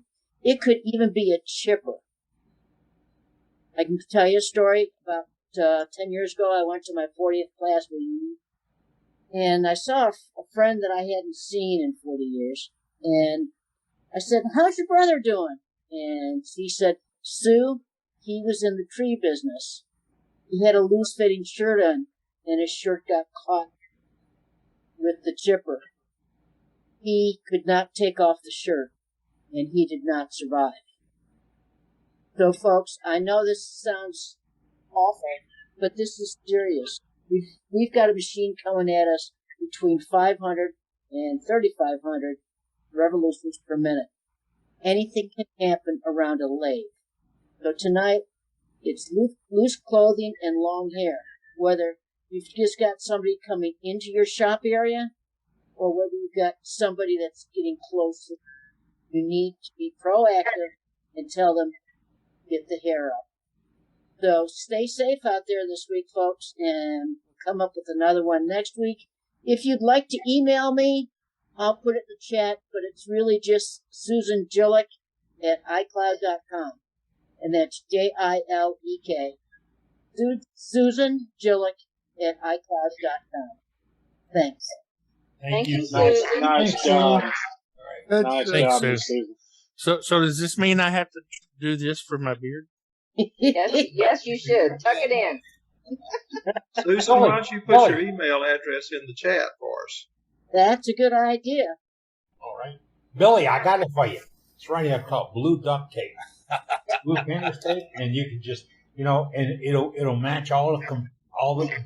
But I pulled this over because not to joke with Billy about it, but I went to a turning thing right outside of Washington D.C., a club, and the guy that they had like 5 or 6 places in this room for folks, members to be taught on, and the guy coming in the door, he had a roll of blue masking tape, and he would mask off your sleeves, and he'd ride them up to above your elbow, and then tape off the sleeves, and he'd hand you a stocking cap that they use for like surgery. That one over your head. His name was Bernie, and he was an absolute nut about safety because he'd watch members get hurt, and they were kind of loose on it. And that was one where if you walked within 3 feet of a lake that was running, you had to have a shield on. Not turning. If you walk within 3 feet of a lake, you had to have a shield on. Safety pays. It pays big time, and it pays every single day. So please play the safety card. Right now, we're going to head over to our demonstration for tonight. Dane Chandler normally handles that for us, but Dane is he's preoccupied tonight with a kidney problem. So he threw this at us and said, "Hey, I got this guy who's going to turn a bowl, and it's not going to be like any other bowl you've seen before." Now, that's a pretty good challenge for Scott Hampton. Scott, you got to understand that was thrown up there by Dane Chandler. We got you, Scott. Okay, Scott doesn't There have we his go. There we go. Yeah, I'm just adjusting my belt tension on my lathe real quick.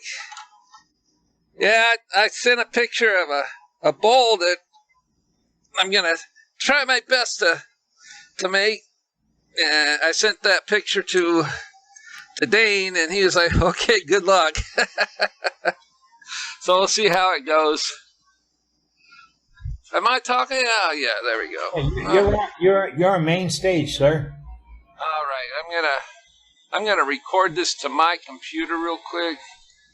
That way I can play around with it a little bit. I think I have to let you do that. There we go. All right. So I don't have. I was hoping I was going to print out the picture. If I did, it's in the house, and I don't want to run in there and get it. But what it is it's a lidded bowl. And I'm going to switch cameras here. You guys can see what I'm doing. And I've glued a piece of Claro walnut on top. This is going to be the rim. And the easiest way, see this piece, they're two different sizes, and the easiest way to get them centered, I found, to glue them up, is to find your center on this blank, and then the side you flattened on your lathe, which is this side on this one, drill a hole in the center of this one, get yourself a little piece of dowel that matches the diameter of that hole, and you just slip them together, and you are on center instead of trying to look around and using a ruler going, it may fit, may not. And then when you put the glue on, the glue's going to make it slip and slide everywhere until it sets up. So that dowel in the center, it's a real big saver. I figured out. I just figured that out like last week. I've been doing it like trying to get the clamps on there and everything. And then when I figured out the dowel trick, I was like, yeah. Much faster, much easier. So I got everything glued up. And the dowel gets turned away, right, Scott? Oh, yeah. The dowel's in between the main piece and this part. And the middle of the walnut's going to get all turned away and into here. I'm going to make an undercut bowl. So this shape, it's going to be like a shape like... Grab a pencil here. It's going to be shaped like this. It's the whole idea. Just like that. If you guys can see that. That's going to be the shape of the outside of the bowl. And it's going to come, this part is going to come up right up to this part of the walnut. And then the walnut's going to flare out a little bit like this. Probably going to take some of that down a little bit. It's a little thick. So that's going to make a really pretty rim there. But then after that, I'm going to do some turning, and then I'm going to do some painting. I'm going to try I haven't practiced this yet, but I know from friends it works. I'm going to make some paint that's going to crackle on here to give it a really nice look. And then I'll just turn a lid real quick, and I'll probably paint that. But we'll go through the painting steps here, and then we can speed through the rest after I get the lid done.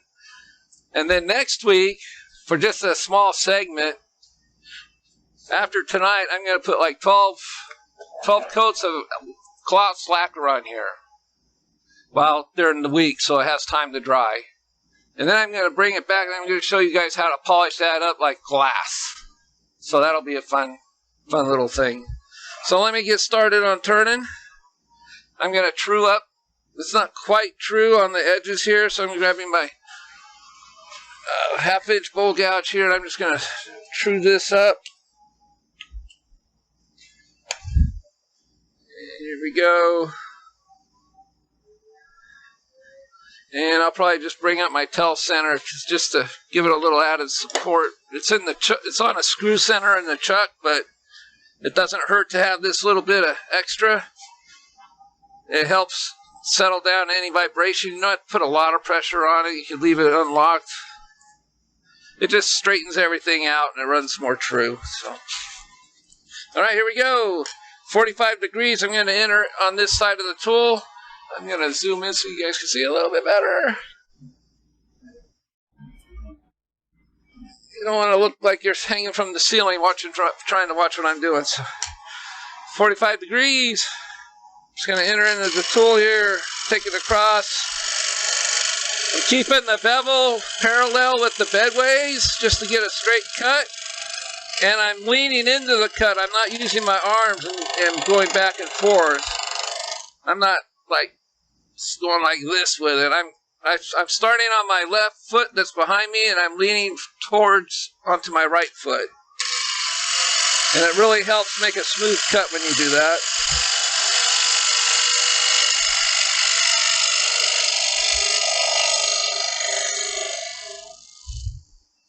Yeah, I think one more pass just to make sure it's trued up. Nope, lost the cut. Picked it back up.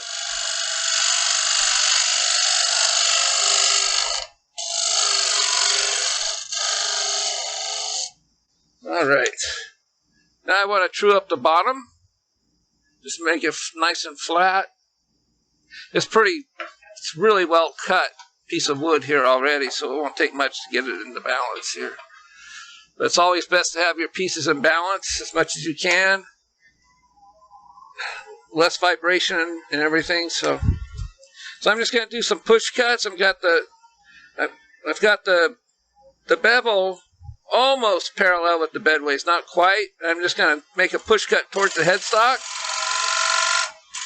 And I'm just going to work towards center.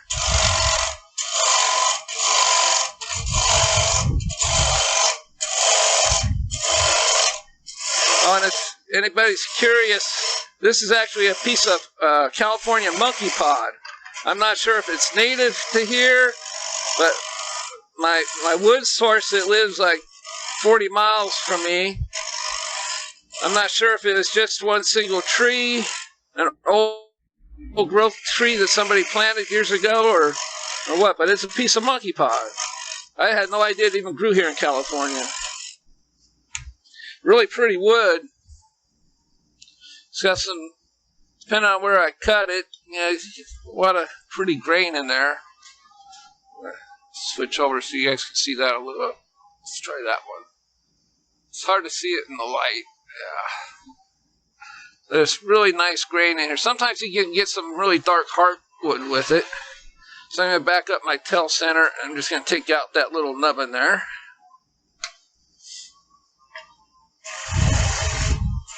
And I'm going to remount this to the lathe with a recess. But first I want to do a lot of shaping on the bottom. So I need to angle my tool rests around a little bit here.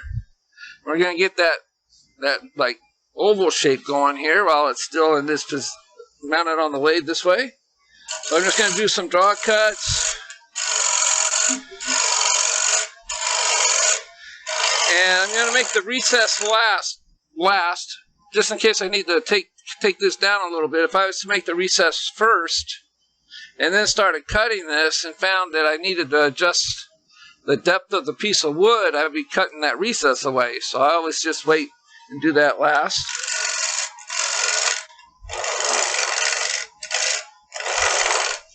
I'm going to grab me my larger bowl gouge. This one's a little too small for this one. For these cuts, getting some vibration there. So this is a 5/8.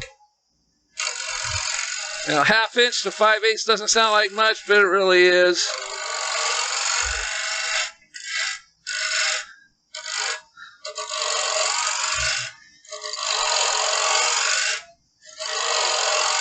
And if you have any questions, just yell them out, because I got my audio on in here, and everything's finally working right.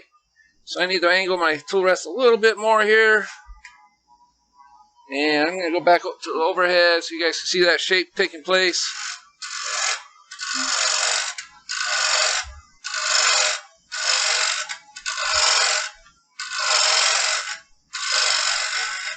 So I want to find the center of this board, so I'm going to grab me my pencil. Where did I set it down at? I always grab something and then I toss it to the side, and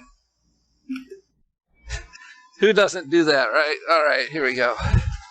So I'm just going to eyeball the center here. I'm not going to try to measure it or anything, so it looks about where I need to be.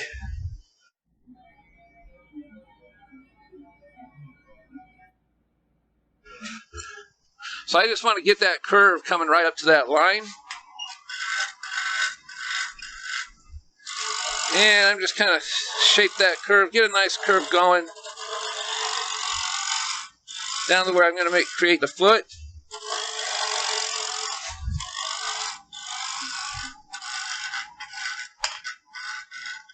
All right. That pop is what happens when you touch your tool to the wood before you put it on the tool rest. Not a good habit to get into. It'll slam it right down on you. Alright, so I'm going to measure the size of my recess. I already did that for the chuck jaws, or the chuck I'm going to be using. So I'm going to grab me my calipers here. I already measured it, so I don't have to worry about taking this off and trying to measure this. I've got really large jaws on my big mark right now to give it a lot more support. And I also have a spacer right here so I don't have to drill such a deep hole into this part of the walnut.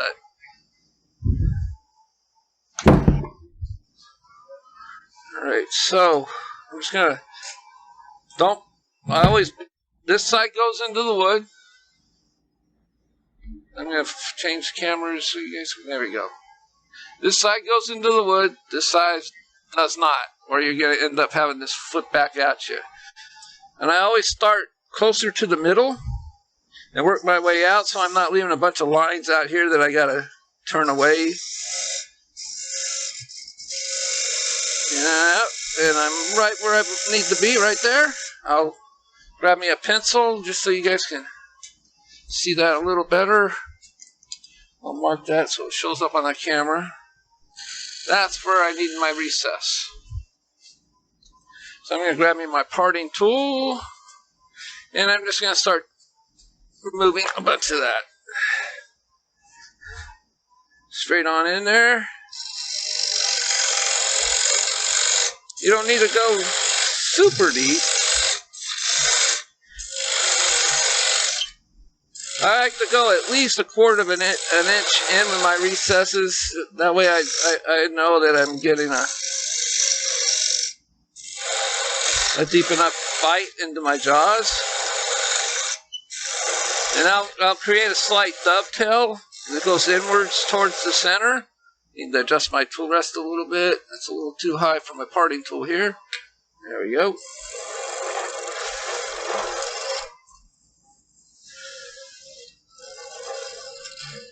Alright, and I'm just going to turn to my parting tool sort of on a 45 degrees and kind of skew it over.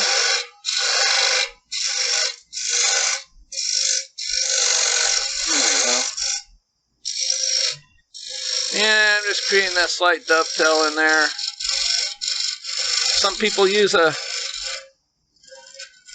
skew chisel to do that. I really don't. I find I could usually get that in a... And I'm just going to spruce that up just a little bit here. It is kind of flat and boring.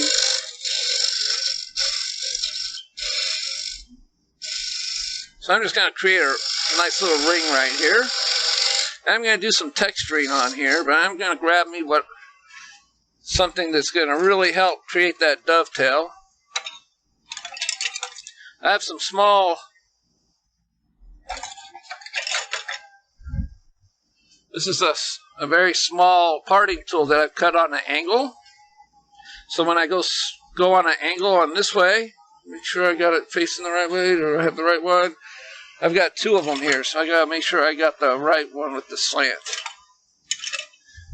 And when you position this the correct way, going on an angle with the tool, the flat part of the tool is going to rest on the bottom of the recess here.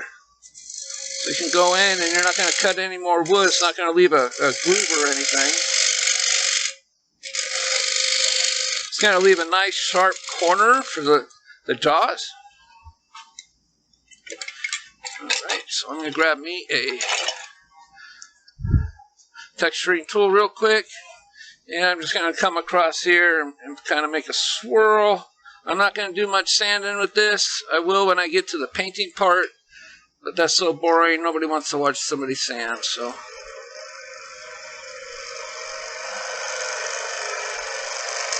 There we go, we got a swirl there. And I'm going to grab me my Ron Brown's Best knurling tool. I'm just going to set it right in here and create another pattern.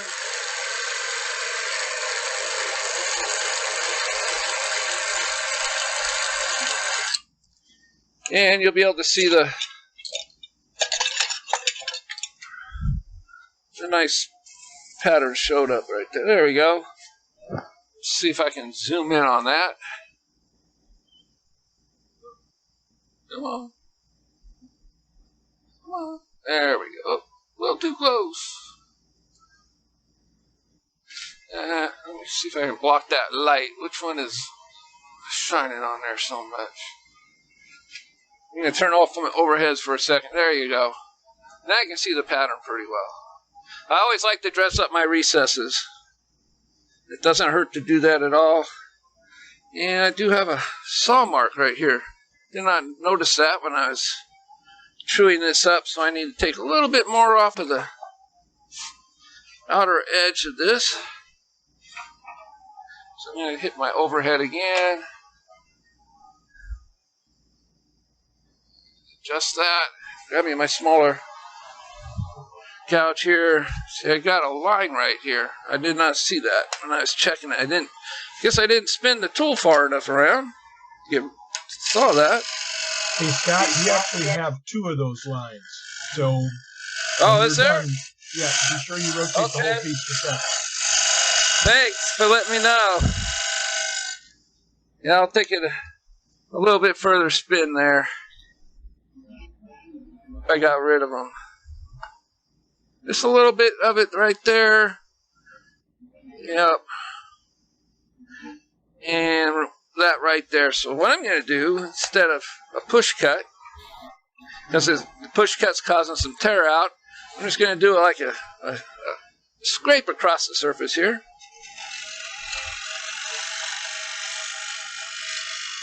Just a couple of light scrapes. I'm sure that'll get rid of those marks.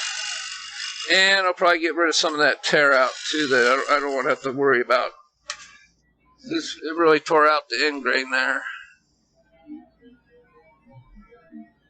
So a lot of that tear out went away. A little bit still there. So I'm going to do a couple more passes just to get rid of that.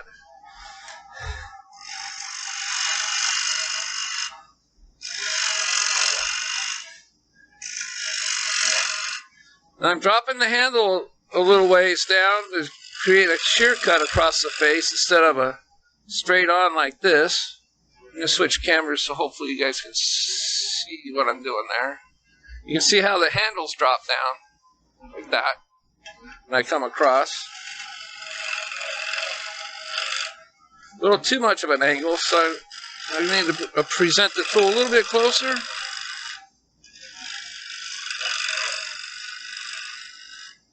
There we go. Yeah, it still has tear out, but hopefully we're going to get rid of that in a minute. Yep, those lines are gone. That's what I was shooting for. So I'll continue with the shaping of this here. And just kind of mark the center of this again.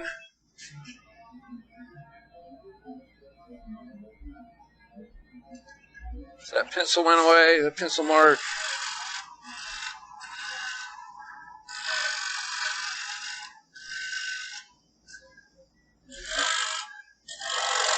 So it looks a little too heavy of a curve. It kind of curves down and then it's flat and squatty. So I'm going to kind of create that curve to where it makes it look like it's standing a little taller. Doesn't look like it's going to be like a flat, something flat thing running out of air sitting on your table. Give it some lift. Yeah, almost. One more pass should probably do it.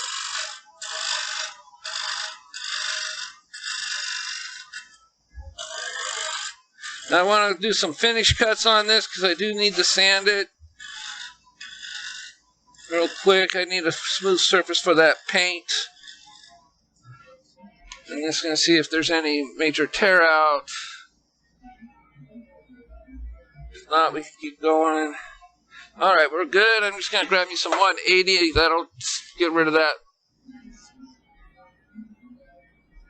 That big one. Where are you? Alright. So this will go quick. Turn down the lathe when you're sanding. I like to be around 500-600. There we go. A little too slow. Come on. I got a real sensitive speed control on my lathe. You just tap it and it goes up to like 200 RPM sometimes. And you want to make sure you got any dips or high spots taken out of the piece, because that can't show up in the paint.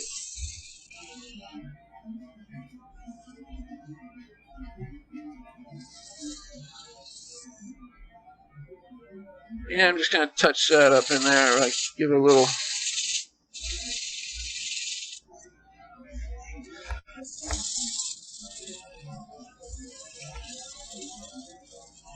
I know this is a demo piece, so I'm not going to spend a lot of time sanding. I just wanted to get a nice smooth surface going. It's a little rough there. A little hand sanding will get rid of that. You don't have to power sand everything. There we go. Takes kind of just a little bit of the roughness is gone. I'm going to clean those. I'm going to show you guys real quick. Just going to clean up those textures, because they do kind of make a little tear out on them. It's kind of hard and unavoidable. So one of these little white Scotch pads gets all those out of there.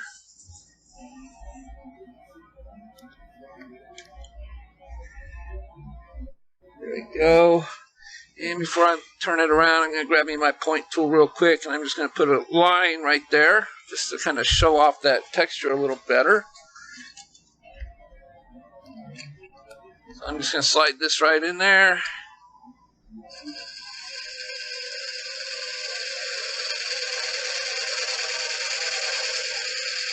There we go.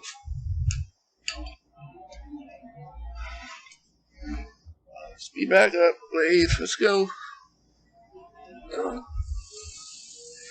rid of those fuzzies on that part. Alright, so now we're ready to turn the piece around. I need to lock my lathe. Is that my... I'm not sure. Is that my computer making that kind of odd noise? Or is it...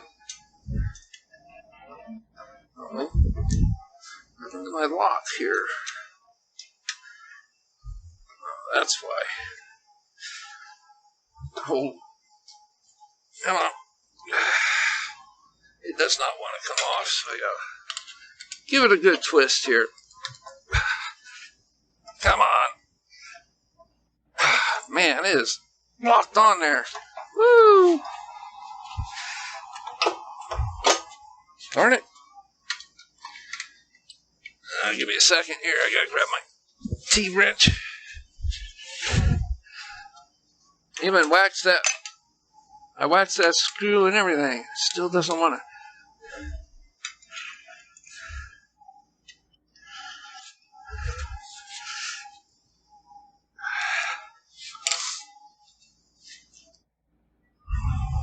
There we go.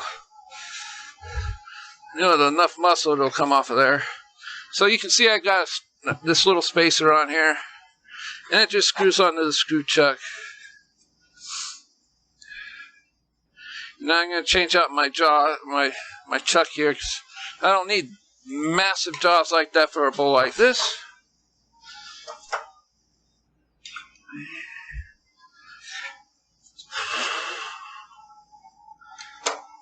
Give it a little pop. There we go.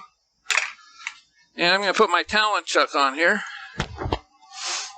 I need to change my glasses. These are getting a little foggy. It's a little warm today here in sunny Central California. It is currently 105 degrees with a real feel heat index of 108 in the shade. So if anybody wants to move here to California, you're more than welcome to. Enjoy these nice hot summer evenings here. Forgot to take my screw center out, but I don't think I'm going to need it anymore. So I'm just going to put this chuck away. There we go. Pretty sure I don't want to afford your taxes, Scott. Yeah, we have a wonderful government in California. The pride and joy of the whole country, I'm sure. They always want to copy us, right? Everybody wants to copy California. No? Really? I don't think everyone can afford California. We're trying to educate all of the Californians who are fleeing like lemmings from a sinking ship. Surprising that actually where I'm at in California, man, there's a housing boom. People are coming in left and right. What city are you near? I live in Central California, between Bakersfield and Fresno. Okay. I live in Visalia. It's considered the gateway to Sequoia National Park. I'm gonna put my light looks all right. I don't need to put my overheads on. My overhead lights sometimes get really hot, and it's nice not to have those on. All right, so what I'm gonna do now is you can see the piece right there. It's all glued up. It sat overnight. I probably overdid it with the glue a little bit, but that doesn't hurt too much, especially around the edge here. It helps support it. That's going to get cut away. That's all going to disappear. First thing I want to do is I'm just going to start shaping the outside. That way I have a general idea of the shape I need to make on the inside as far as undercutting the rim. So I got to get this tool rest at the right angle here. And I'm going to zoom this out just a little bit. We are a little bit close, I think. Oh, that's even closer. There we go.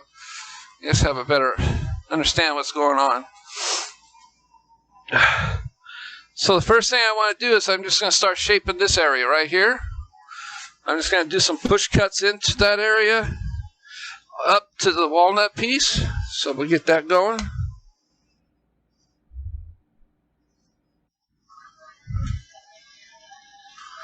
And whew, I'm at 1800 RPMs. I like to turn a little faster than normal people do. You know, there's nothing wrong with turning slow. But when you're a student of Jimmy Clues, you learn to turn fast.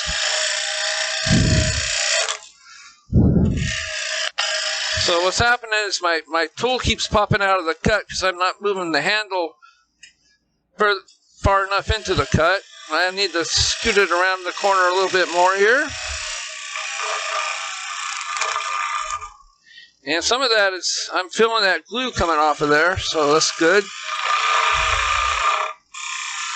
You don't want any glue residue left on the piece, so I'm going to kind of tuck this tool in there as close as I can.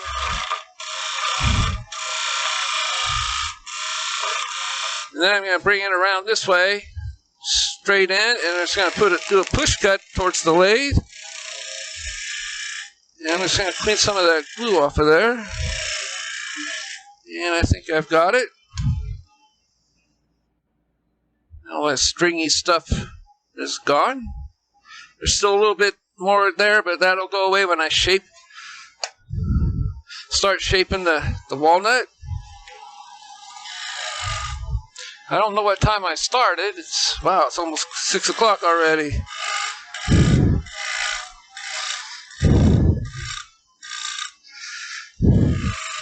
Started a little later, but I had those stupid technical problems. And don't rush it, Scott.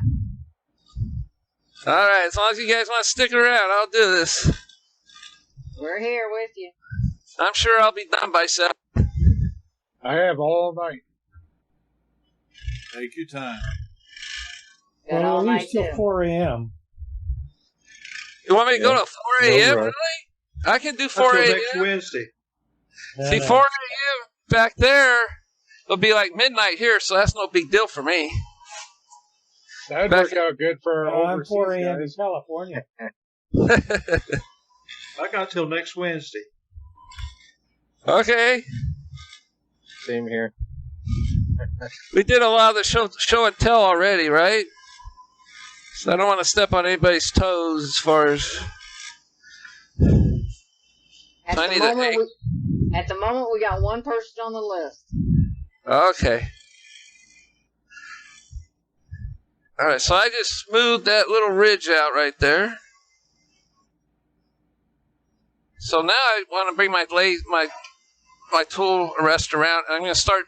I need to take some of this walnut down because it is pretty thick. So I'm just going to do some more push cuts towards the headstock. A little thicker than I wanted, but you don't need a rim that's, just about as thick as the bowl itself. So I need to take some of this down.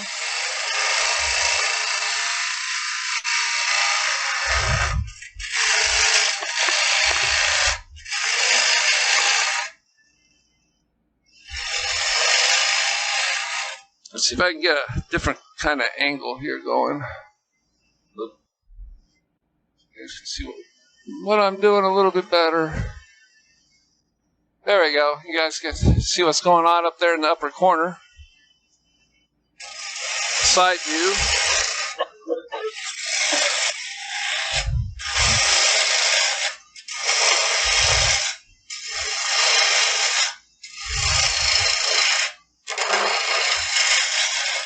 So we need to take a little bit more off, so I'm going to move my tool rest a little bit closer. We're almost there. Probably just one more pass of push cuts should do it.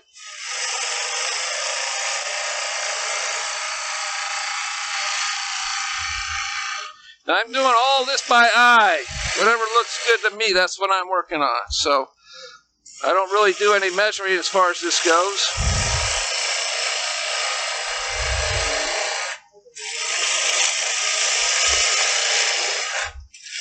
And you can see doing the push cuts takes the wood off a lot faster than doing these back and forth, back and forth.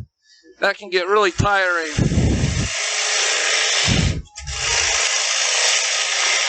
Once you get into a rhythm, you can remove that wood really fast.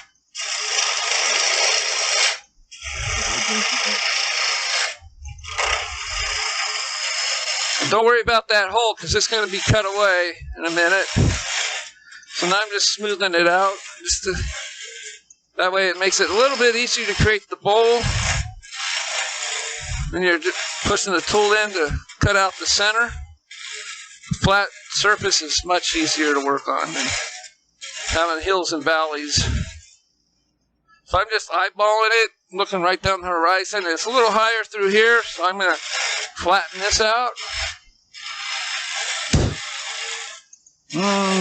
Clear walnut does not taste good in the mouth. All right, so what I want to do now is I'm going to bring me into my half-inch bowl gouge. And I'm going to turn my tool rest on an angle. And I'm just going to cut inward. You'll see what I'm talking about. It's going to be like a cut this way into the piece. So I'm just going to start on the edge here. About halfway in, and I'm just going to slowly work my way down and work my way to the top of where the rim will be. And it's not quite enough of an angle, so I want to go a little bit deeper. Now be careful when you're doing this. You don't want this whole side of your bevel to catch on this bowl. So you would just want to stop short of that.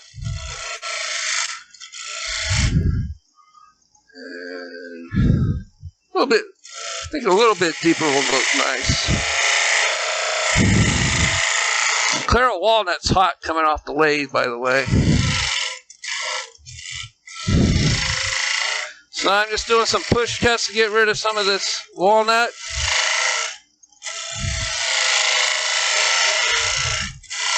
So it's all nice and white, and blend that curve in to the rim here. I'm going to create just a slight curve. I don't want it to be a straight in shot. So I'm just going to kind of put this tool in my side, and I'm just going to swing it around. And I'm going to grab me a different tool, because this one's being a little ornery tonight. So I'm thinking a spindle gouge might work a little bit better. So I'm going to grab my large spindle gouge here. This will get me tucked right into there. So I'm just going to do a nice, touch this outside rim of it there, and it bounced on me.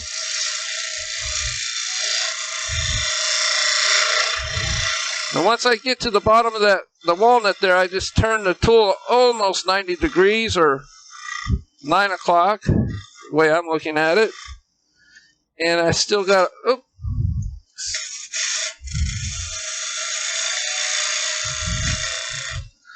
I'm just kind of straightening out this curve here, getting rid of some tool marks, being real gentle. Got some tool marks in there that I want to get rid of. Get rid of any grooves. You can do that now instead of trying to sand them out.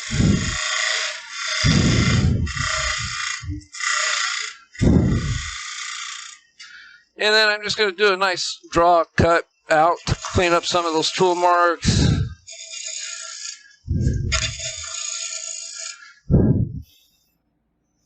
And then I'm going to push the tool right into the corner there. You don't want to leave any of that walnut showing, sticking out from underneath that rim.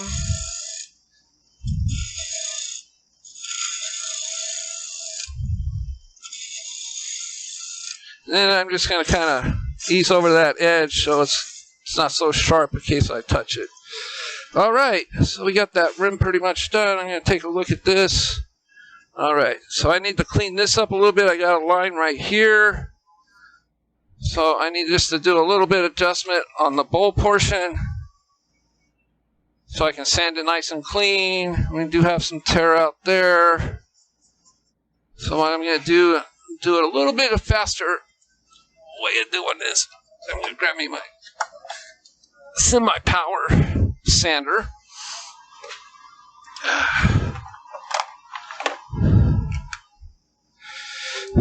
It's a lathe-powered sander, I like to call them. And it's one of these deals there. It'll make quick work of getting rid of those tool marks. If that's the plan.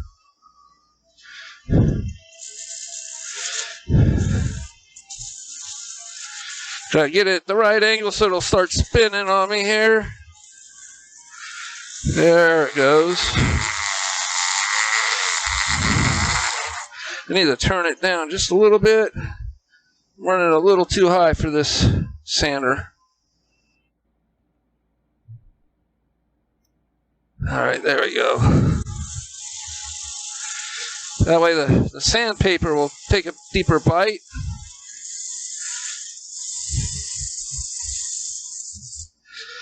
And I just want to get it down in that area here.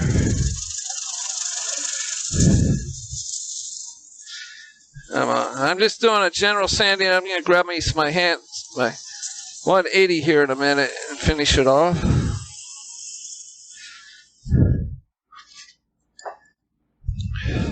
Is that my microphone making that disturbing noise?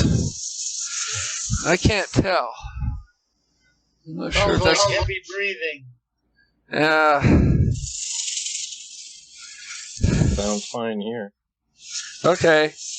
With my audio problems earlier, I just want to make sure you guys can hear me fine. Everything looks good here, so. We have some sort of a wind sound during the entire meeting. Yeah, I don't think it's coming from my mic. I don't think so either. Well, there's only two mics that are generally open. It's you, Scott, and Eddie. So I don't know who else it could be. All right, so I do have a little bit of some glue showing up right there. So I'm going to touch that with my sharper spindle gouge that I can get up in there real quick. This will only take a second.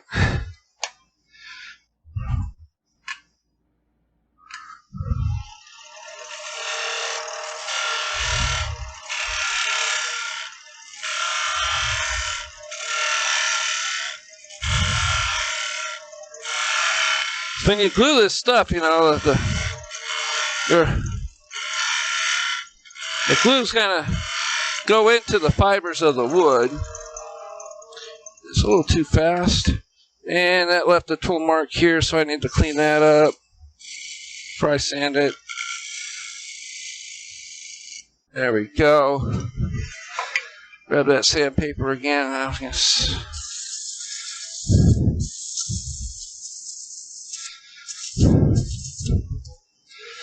gonna turn it down a little bit more.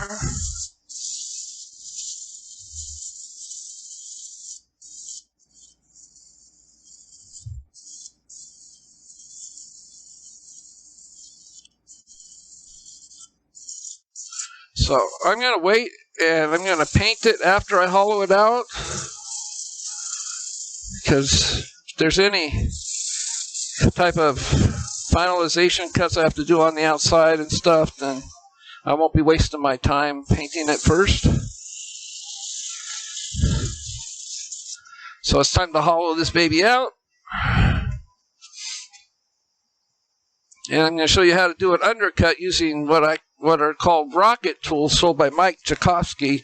They got hunter tips on the bottom, or on the tips, number 1 hunter. And I'll show you what they look like real quick. It's just these little guys. And they work really well for getting underneath, doing undercuts. That's all. I use these for that and hollowing out Christmas ornaments. That's all I use these 2 tools for. But we're not getting any audio. Is my audio out? You can't hear me? Hello? No, we can hear you. We can hear you fine. Hear you fine. Okay. Somebody just said that nobody could hear me, so. You're okay. You don't leave mic open right now. Okay. So let's get to hollowing this thing out. So I'm going to grab me my larger bowl gouge here. I need to put this spindle gouge away before I knock it on the floor. My 5/8 bowl gouge again. I'm going to take my tail center out. I don't need that point going into my elbow. Everybody's already heard horror stories about that. So I'm going to turn up the lathe a bit. And let's see how much room I've got.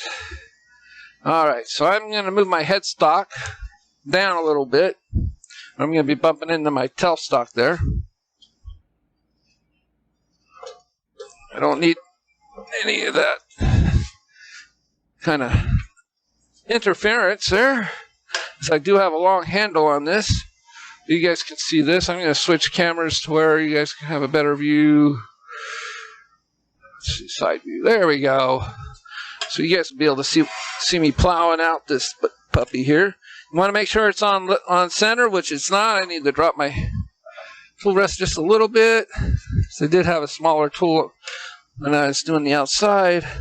So I'm just going to bring my tool around. I'm just going to start doing some push cuts into the center.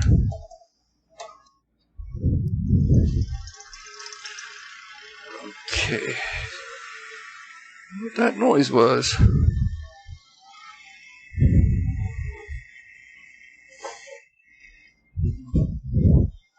All right, here we go. So just 45, well, almost close to start the cut. And I'm at 3 o'clock, if I'm looking at it. And this just starts the cut. It puts a little bit of a groove there, and then you can open it up. It's about 45, whatever works. There's always a sweet spot when it comes to doing this kind of work on a bowl. But you don't want to start your cut with your flute open, because it's going to skate back on you. Like, it can just grab and send it right back like that. So you want to have your flute closed when you start your cut, and then open it up.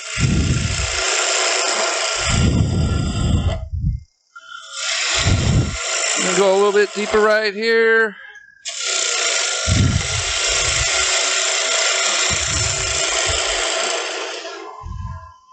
And this tool's almost ready for a sharpening.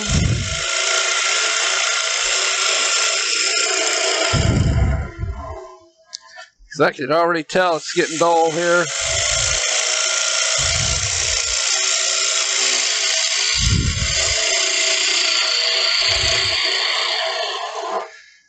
So I'm going to run to the grinder real quick, and I will get this thing sharpened up. It'll make it a lot faster work of it if it's sharpened. You don't really want to work with dull tools. Not a good idea. Yeah, pardon me, I did a share screen with Scott while he's sharpening up the tool. Remind you folks of some things that are happening and going on and planned. We will continue our gallery after this demonstration tonight. Stick around. If you got tips and tricks to share with us, stick around. We look for that also. SWAT is this weekend coming. 7 days away. And I'm looking for members, our members, to distribute business cards to have SWAT to recruit new members. I have a Billy Burt. I've got a good address for some Hatch. I have a good address for Clint. I need your address. And Bob Grinstead. I need your address. Those folks, some of the members passing out cards at SWAT next week. If you like to help, email me your name and address to worldwidewoodturners@gmail.com. worldwidewoodturners@gmail.com, and I will make sure that you get some cards mailed out to you tomorrow morning, and then you will help this club grow in Waco next week. We're going to go back to our demonstration now. Scott Hampton's doing this bowl for us today. And Scott, you're back on dead center, sir. Yep, we're going. There we go. We're all set. Hopefully this will make the work go a little bit faster. Oop, skate back. Didn't have the flute close enough. Oh yeah, big difference in the cutting.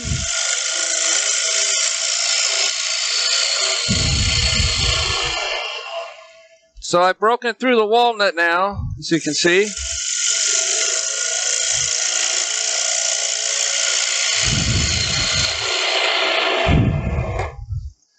Ooh.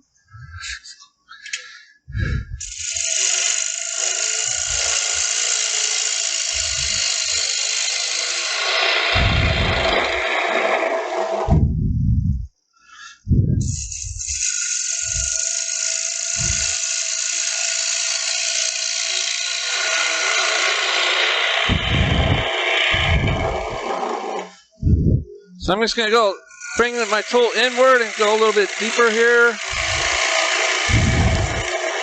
So I want to see how far I am. I don't want to go to the bottom, of course. So I got about a little more than an inch to go. So I got plenty of room. I got to remember there's a recess in there.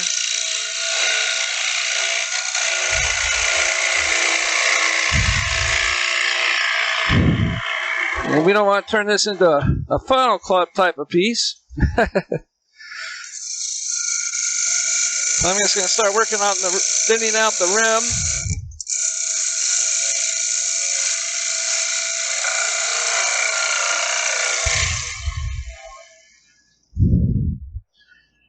And I'm just going to double check that.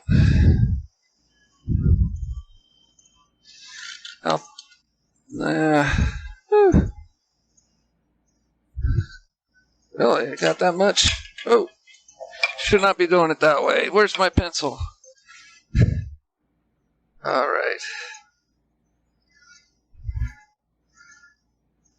All right, so I got halfway to go to the bottom still, so I got a little place to go to play. I want to get to the final depth, and then I can do the finishing cuts.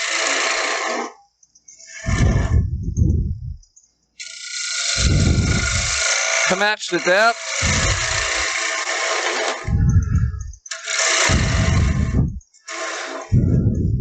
All right, so let's see how deep I've gotten now.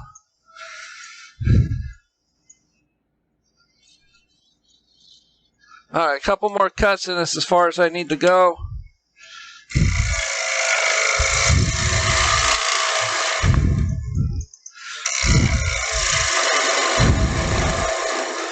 All right, that's deep enough. So now I'm just going to come back out this way. Got to swing the tool way out.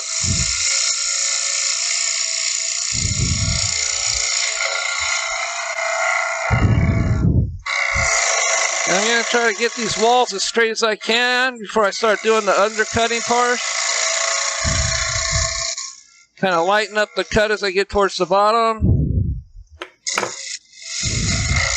So I'm as thin as I want with the walnut, so I'm just going to start cutting on the inside of where the monkey pot is. I don't want to remove any more of the walnut or I'll go too thin for the rim.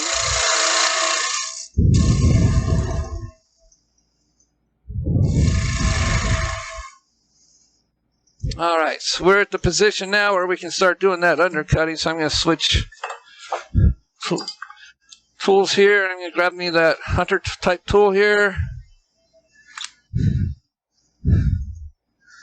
And, okay, so I like to come in at almost a 45-degree angle with these. You don't want to go straight on, let the tool straight up, or it's going to be really, really grabby. So you want to have just a slight twist to it. And I'm going to bring up my camera just a little bit so you guys can see a little bit better. That should probably help. There we go. See if that did anything. Yeah, there we go. That's better. So I'm just going to bring it in, just light cuts.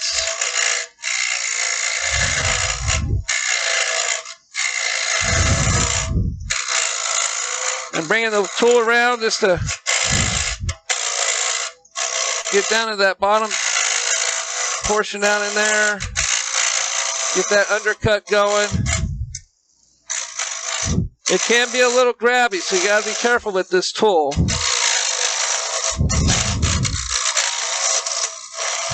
Any type of undercutting can be a little grabby, so.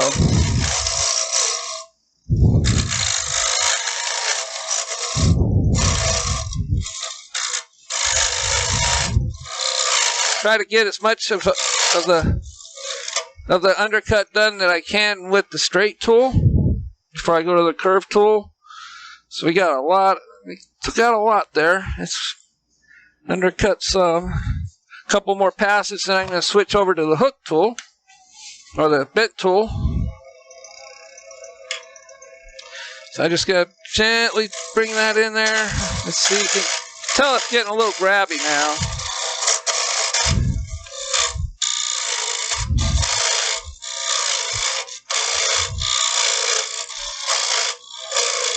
There we go. And hopefully we can get to the painting here in a few minutes. Once we get Michelle asked if we could see a better picture of the tool, both of those carbide tools. They were a little off screen when you showed them earlier. Oh, okay. Well, this is the bit tool.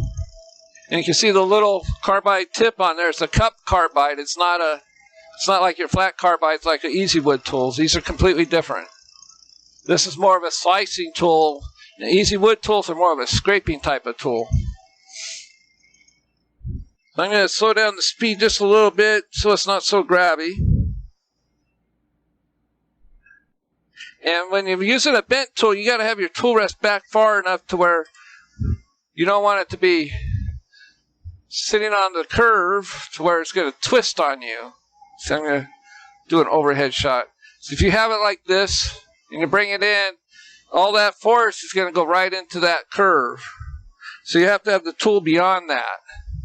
Very, very safe, very good safety point there. So I can bring the tool rest in a little bit closer. And as long as I'm not going to be sliding back against that. I'm going to go back over, see what we've got there. There we go. Before I touch the tool, I want to make sure I'm past that bent part, and I'm turning the tool at I'm turning the tip a little bit down so it's not so grabby. And this allows me to get way back underneath in there.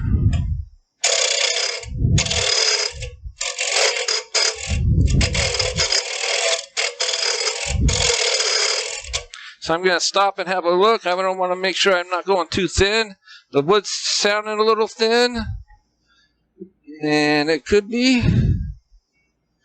Yep, I'm tucked right underneath here. I really don't want to take too much more wood off. I can see how much I've got looking down this way. Just got a little bit, not much. I mean, if you really wanted to, you could stop now and just do some cleanup cuts. You are going to get some vibrations with these tools. That's how they work. And I'm not going to go any deeper with that because that's far enough. These tools, they're small, but they take wood off really quick. So now I'm just going to do some more cleanup cuts. I'm going to bring in my gouge again.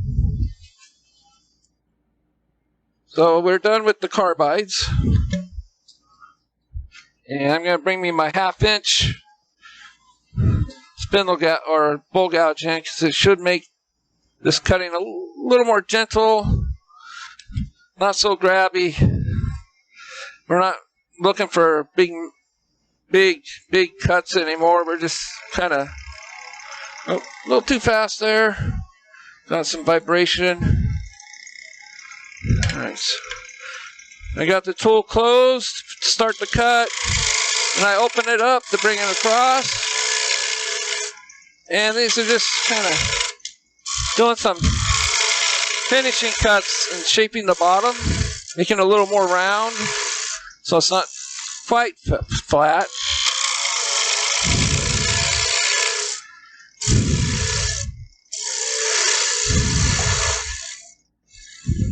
Just nice and gentle. And I'm going to grab me a small round nose scraper, and I'm going to clean up right down in that corner. Once I get these kind of tool marks out of here, there we go. And I need to find my round nose scraper. There you are.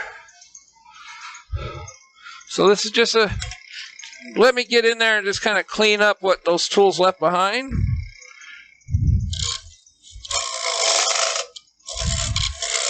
Off the tool rest a little bit so it can be a little bit grabby. But I'm not using it all the way across on this piece here. Alright, there we go. Now I'm going to grab one more scraper. This is just your regular bowl gouge scraper. It's got the French curve they call it on it. And this will clean up the rest of the bowl. Oh, I need to raise my tool rest because I am too low. I have to have the handle raised and the tip of this on center. There we go. This works better.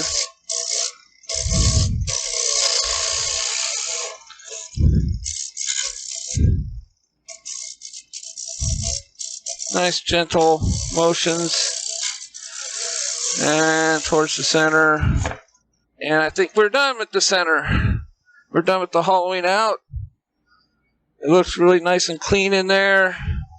Some sandpaper would clean that up really quick, but I'm not going to mess with that today. I'll do that off camera, and I'll show you the progress we have. Because I'm going to leave the foot on it. Since it is a recess, I'm not going to take it off or anything. I can remount it as often as I want. But I want to get as much of this sawdust as I can out of there. I don't have my air hose over here. I forgot to fire up the compressor. Because I do want to shape the outer part of this rim real quick. And do some draw cuts right here, clean it up, kind of round this area over. That way it feels good when you're touching it with your hands. And there's no sharp or edges on it. So I'm going to grab me my 1/2" bowl gouge again. I'm just going to do some draw cuts. Or pull cuts. This way here. And tool's almost closed all the way.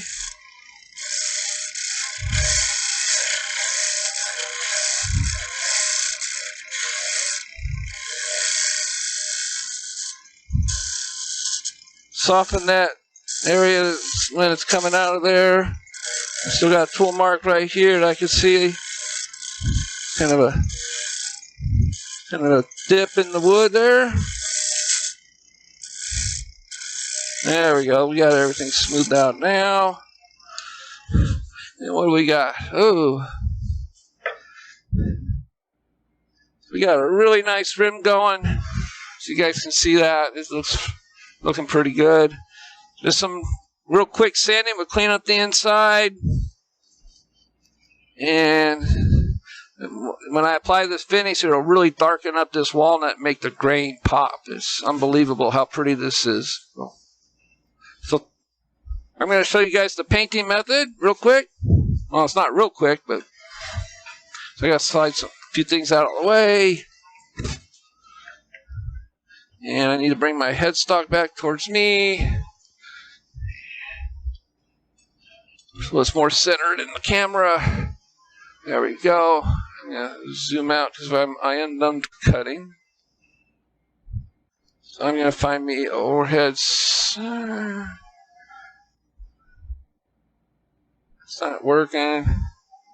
Some of my cameras, when I had trouble with my computer earlier, my Stream Deck kind of hosed up on me, so I'm going to readjust this. There we go. You get some tools out of the way. It's always best to put your tools away. You don't want them laying around on the lathe. All right, so I've got my protection board for my, goes over to my bed waves right here. And I'm going to grab you my paints. So I'm going to be using what's called chalk paint. So and let's see. And the secret to the Crackle is this stuff. It's not Elmer's white glue. It's Elmer's glue all. There's a different kind of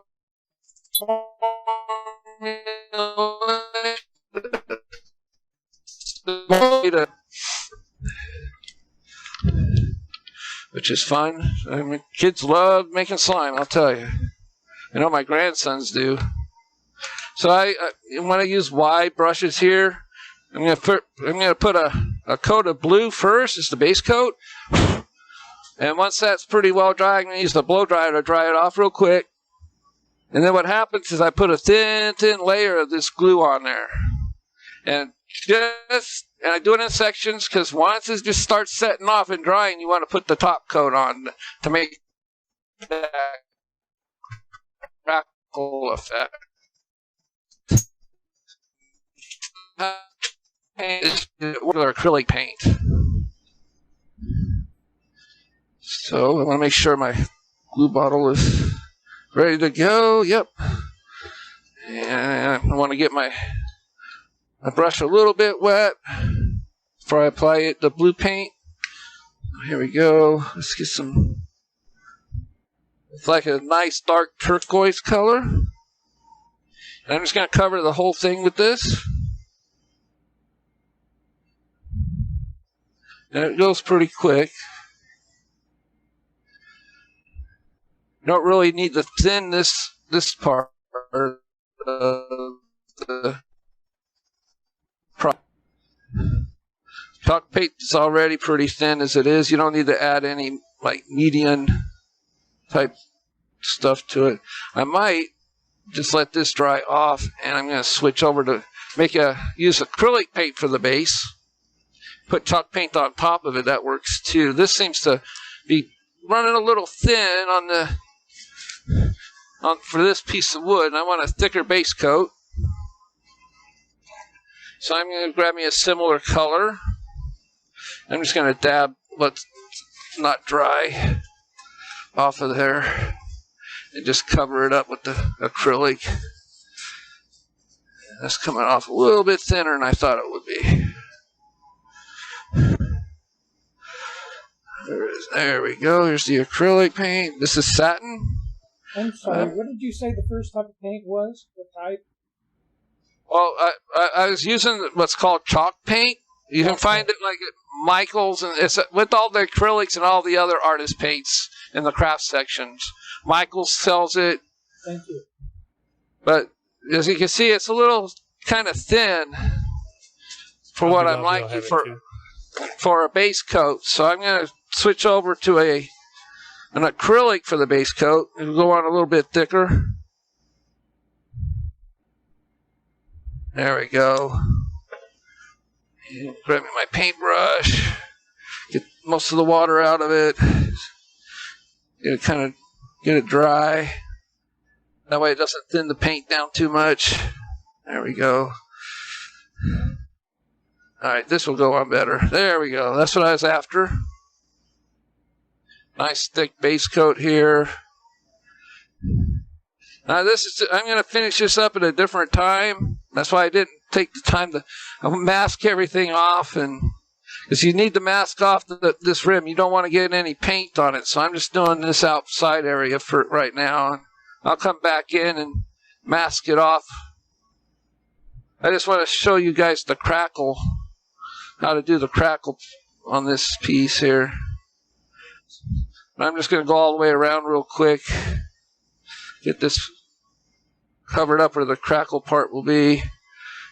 See, and then I'll come back in with a thinner. I'll thin down this acrylic paint I'm using to where it's almost so it kind of washes over it and blends everything together once it's masked off. There you go. So I'm going to grab me my blow dryer real quick. If you guys got any questions, this will take just a couple minutes. If you guys want to talk about anything, that's fine. Just carry on as usual. Sure, Eddie's. We're going to mute you out here for a minute so you get that blow drying done. How's that? All right. Usually my blow dryer, my mic cuts it out, but we'll see what happens. Let me turn it on and see if it works.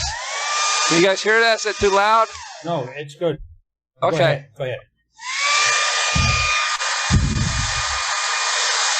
So this will dry pretty quick using the blow dryer. I don't recommend using a blow or a heat gun. And a heat gun can actually scorch the paint. So you really want to use a blow dryer for this.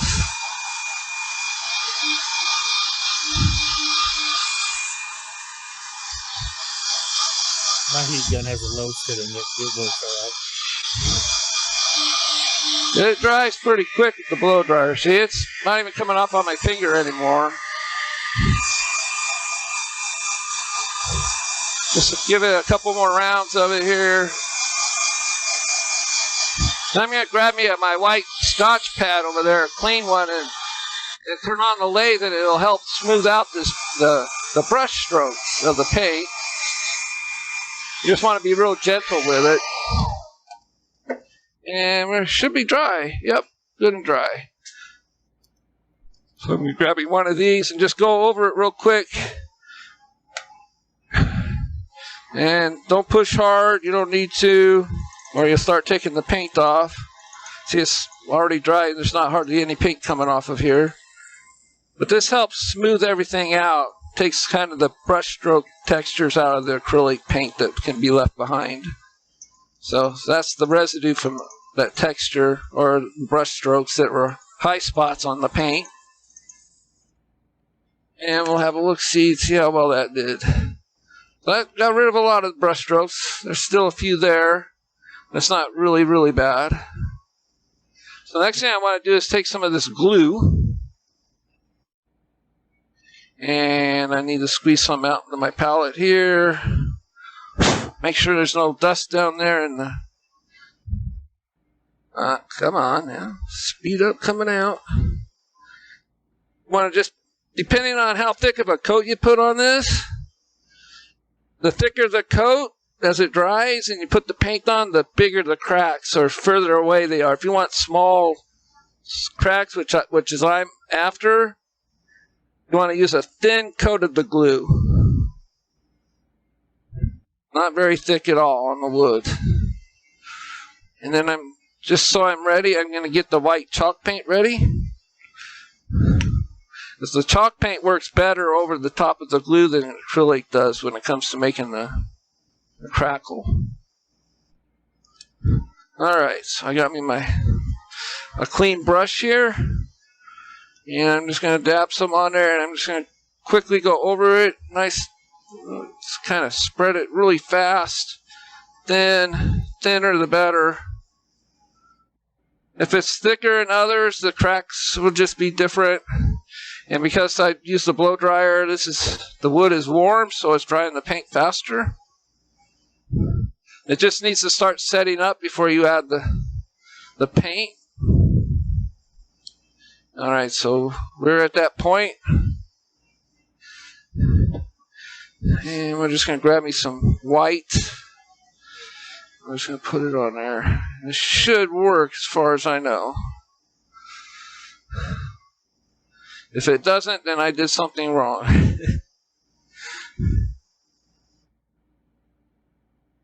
That's the glue dries. The cracks should show up. You want to get nice, smooth, even strokes of your paint.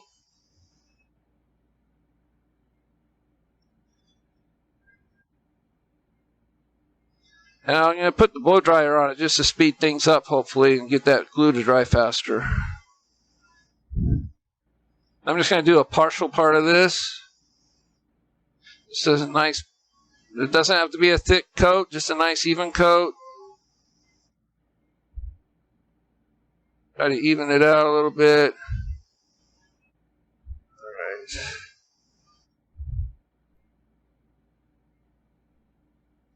Fill in those spots that kind of move on you. All right, I need to put these brushes in water before they harden up. There we go. I'm going to grab me my blow dryer, and hopefully this is going to work like I want it to.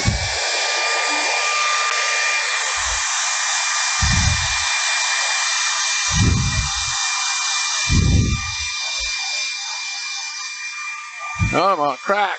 Crack, crack, crack, crack, crack, crack, crack. Sometimes it'll actually work overnight, depending on how fast the glue settles in.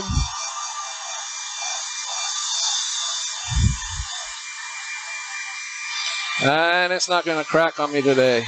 Scott, I may be wrong, but it looked like you put white chalk paint down first, not glue. No, it was the glue. And then you put white chalk paint over that. Oh, it was glue? Yeah. I thought the same thing. Scott, you forgot the glue. Use Yes. You did it in the same spot both times. You did. Did I really? Yeah, you Yeah. missed the glue. Yeah. You went to the white twice.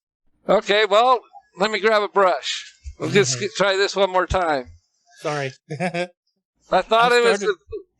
I started to say something earlier, but I didn't. I thought it was the glue. I was going to say the same thing, but then I thought, no, maybe I'm wrong. I wasn't sure either. Maybe. You guys are seeing it better than I am, I think. You guys are catching the details that I'm missing here. So that's the glue. This is the paint. I could tell by the consistency of it. Plus, I didn't put as much paint out or glue out as I did the... Yeah, it's a little bit different. So I'm just going to put this on top of the white paint and then put more white paint on the top and see if it cracks. Now,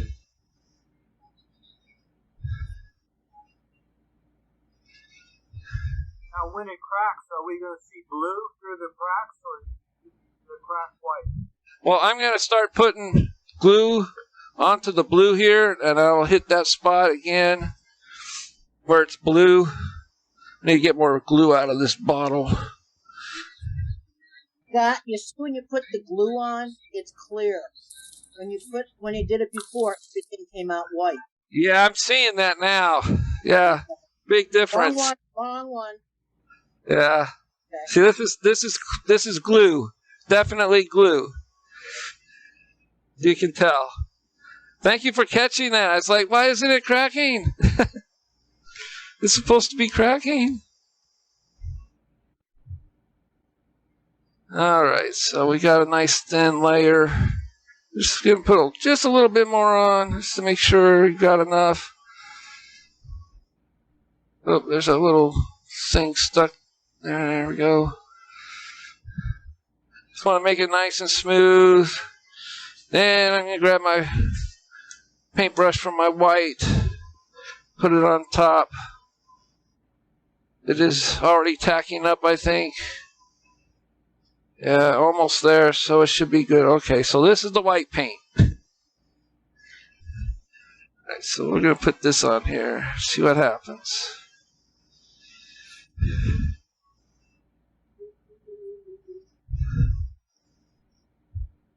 Because this is kind of messed up as far as my order of things, I'll probably just go ahead and turn all this paint off and start over again.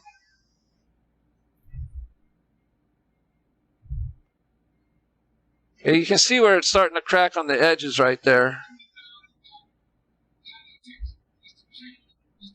See how it's cracking on right in this area. It's starting to. Need to smooth out the paint a little bit more.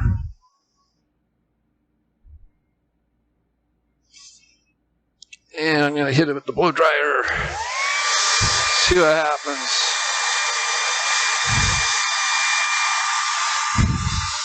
Okay, it's cracking around the edges. I think there it goes. I'm seeing cracks. Yes, sir. Woo.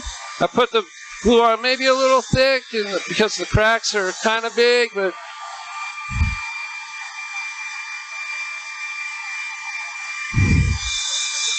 you guys are going to see them in a second here.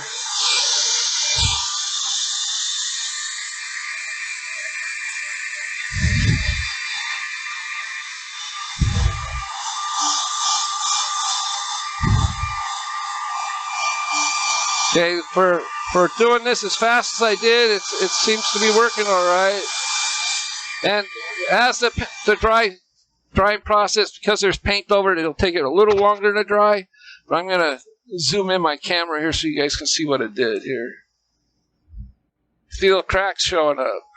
Oh, is that too close? Yeah, too close. There they are. See the cracks showing up. And you can see the blue paint underneath. It's actually kind of cool. So. I know a fat guy that's foolish enough to put paint on wood that's going to be trying that.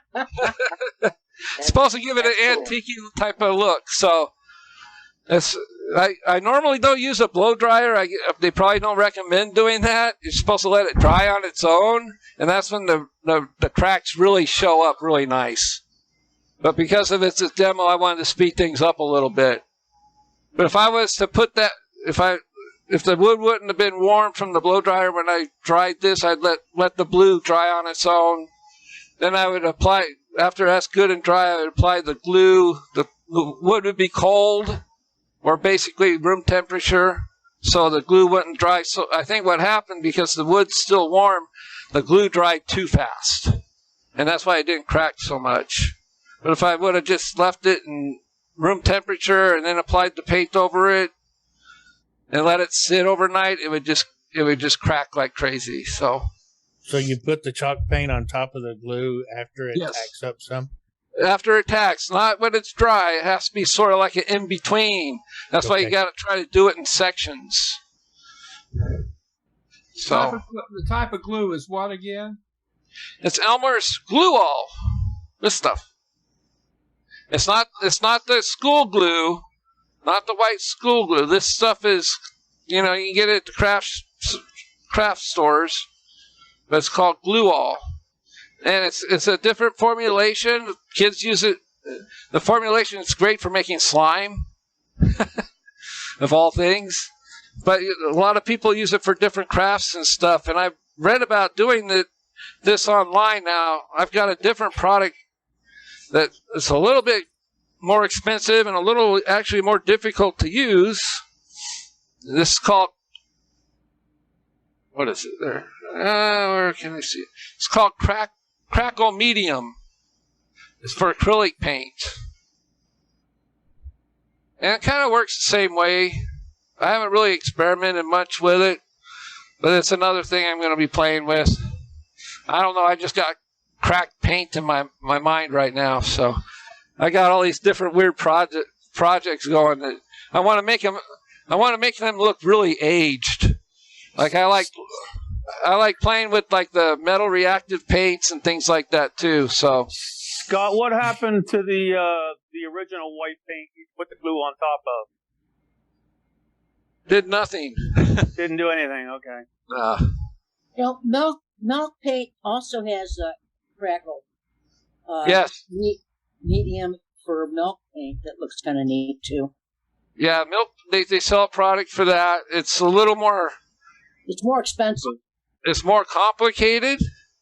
It's not. It's you've got to put the layer of milk paint on your base layer, let it dry overnight. Then you got to put the Crackle stuff on, let it dry overnight, and then you can apply the other paint on top of that, and it's supposed to make it crack. So, a longer process. Mm-hmm. I've got some of that stuff too. But it's more like a 3-day process instead of a 1-day process. Gotcha. But I found this. I was just looking online, how to crack paint on, and I found a whole bunch of stuff online about it. All these crafters, they got YouTube videos on how to do it and everything. So, Scott, do you put a sealer on that then? I like to use. I usually put a gloss lacquer or gloss acrylic spray over it. And then I put like 10 coats over it, and then I polish it up really like glass. It almost looks like pottery when I'm done. Wow. Yeah, it looks like it's been fired in a kiln. That's cool. Yeah. So what kind of paint is your first coat of paint? Pardon? What kind of paint is your first coat of paint? On this one, I started out with chalk paint, but it's too thin for the type of wood. It's kind of absorbing into the grain too much, so it's just acrylic paint, any kind that you get at your craft stores. This is called folk art, but there's all kinds of different brands. They're like $1.50 a bottle. They got tons of colors. If you go into like Hobby Lobby or Michael's, they got a whole row, a whole section that's dedicated just to this kind of paint. All kinds of colors, all kinds of thicknesses. You can get acrylic paint like this. You can get it really thick in tubes, but you kind of got to thin it down depending on what you want to use it for. And then they got like halfway really thick, like in the tubes, and halfway this.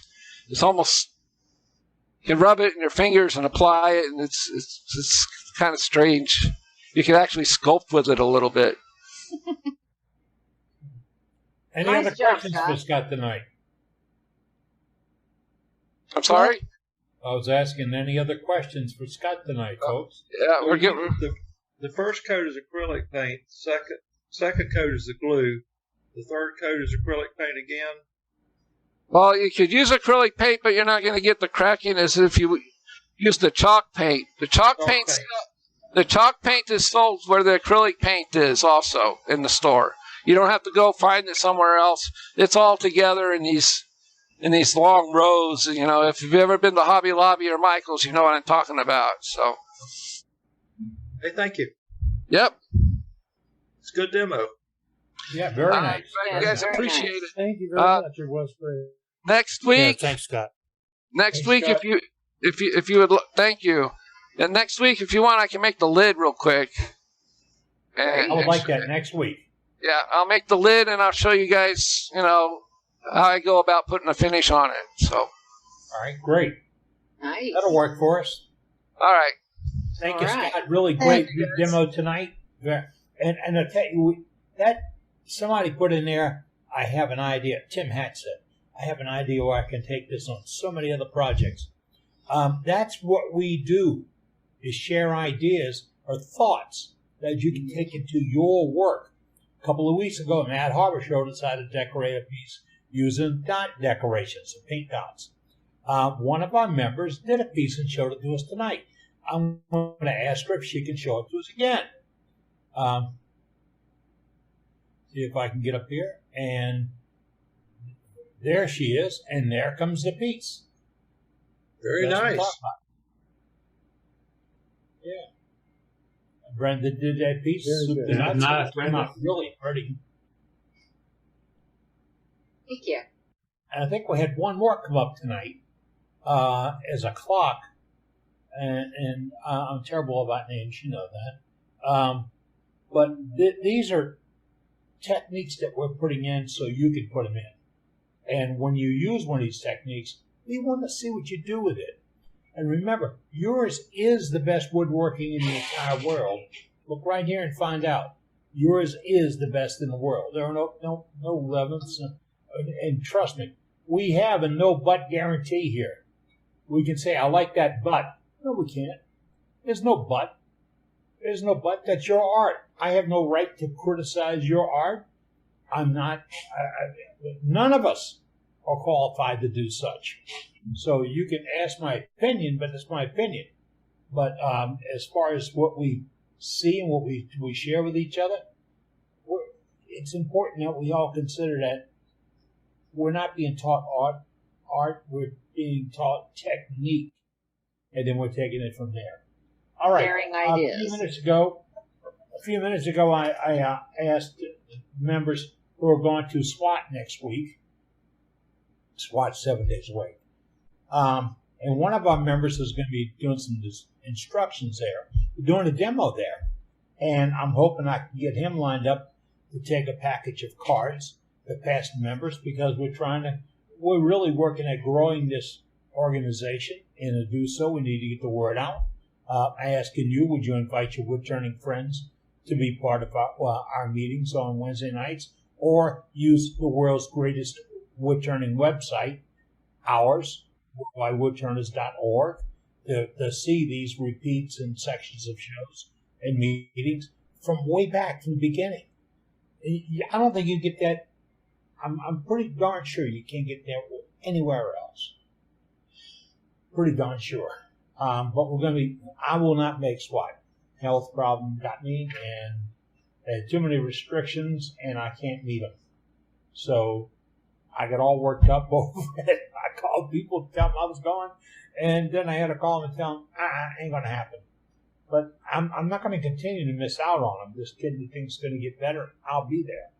All right, we're going to go back to gallery tonight. But before we do that, we mentioned for demonstrations, if you're interested in doing a demonstration for us, you can get it in chat. Or you can contact Jane Chandler, and his information is on our members roll. Our members roll is a voluntary thing. If you want to have your information, your name, your address, your phone number, your school, whatever you want, you put it in chat.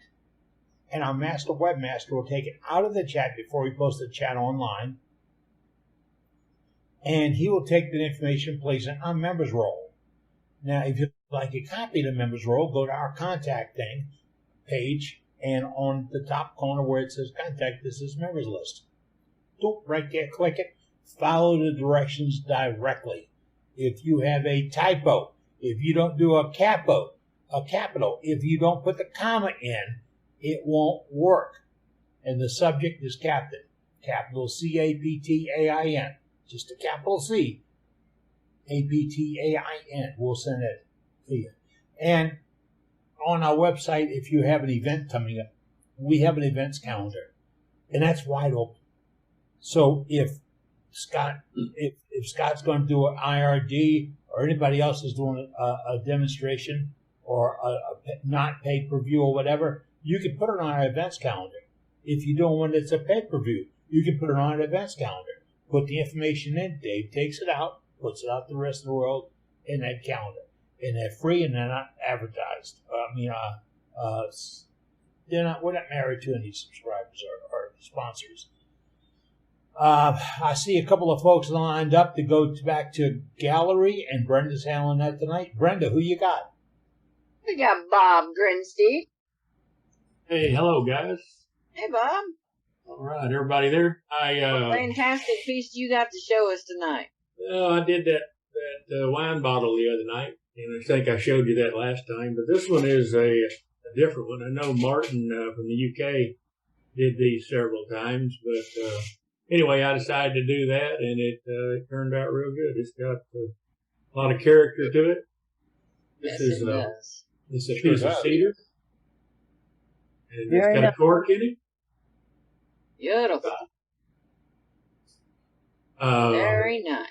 anyway, the grain, I don't know if you see the grain or not, but the grain just turned out really pretty. Yeah, that's very nice, Bob.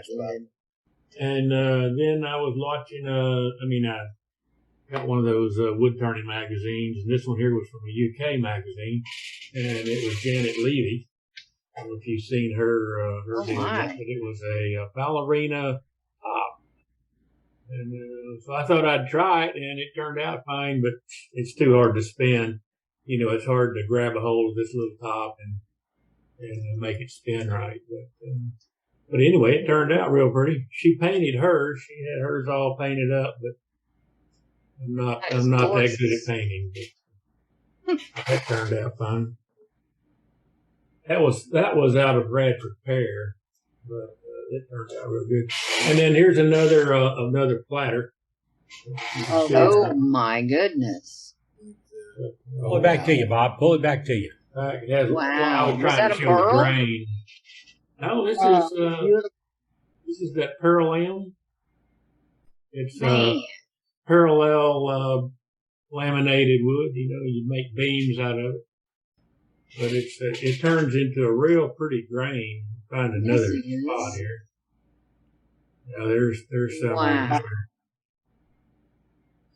But the grain of it is real pretty. I just think it's really pretty grain. So anyway, this was a platter. I did a bowl, and I think I showed you the bowl before. And I can't see no animals in that. No animals. No, there's no animals in it. But that is gorgeous. See here, there's a. No, don't get her started, Bob. Please don't get her started. Oh, Bob, yeah,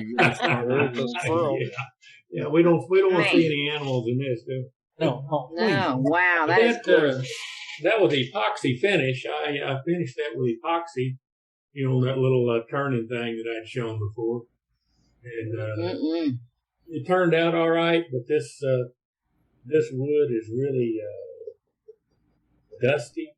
Has lots of holes in it everywhere because it's in this pressed wood and glued together.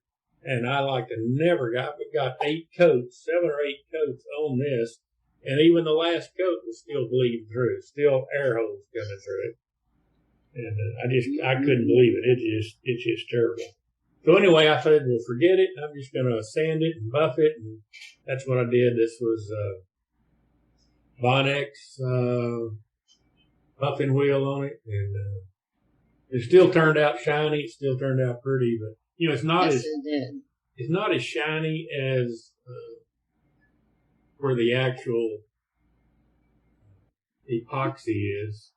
You can see it on the edge, some, but it's still pretty. I mean, you just pick it up and look at it, and you'll never know the difference. It's gorgeous. Yes, gorgeous. Beautiful work, Bob. Thank you, sir.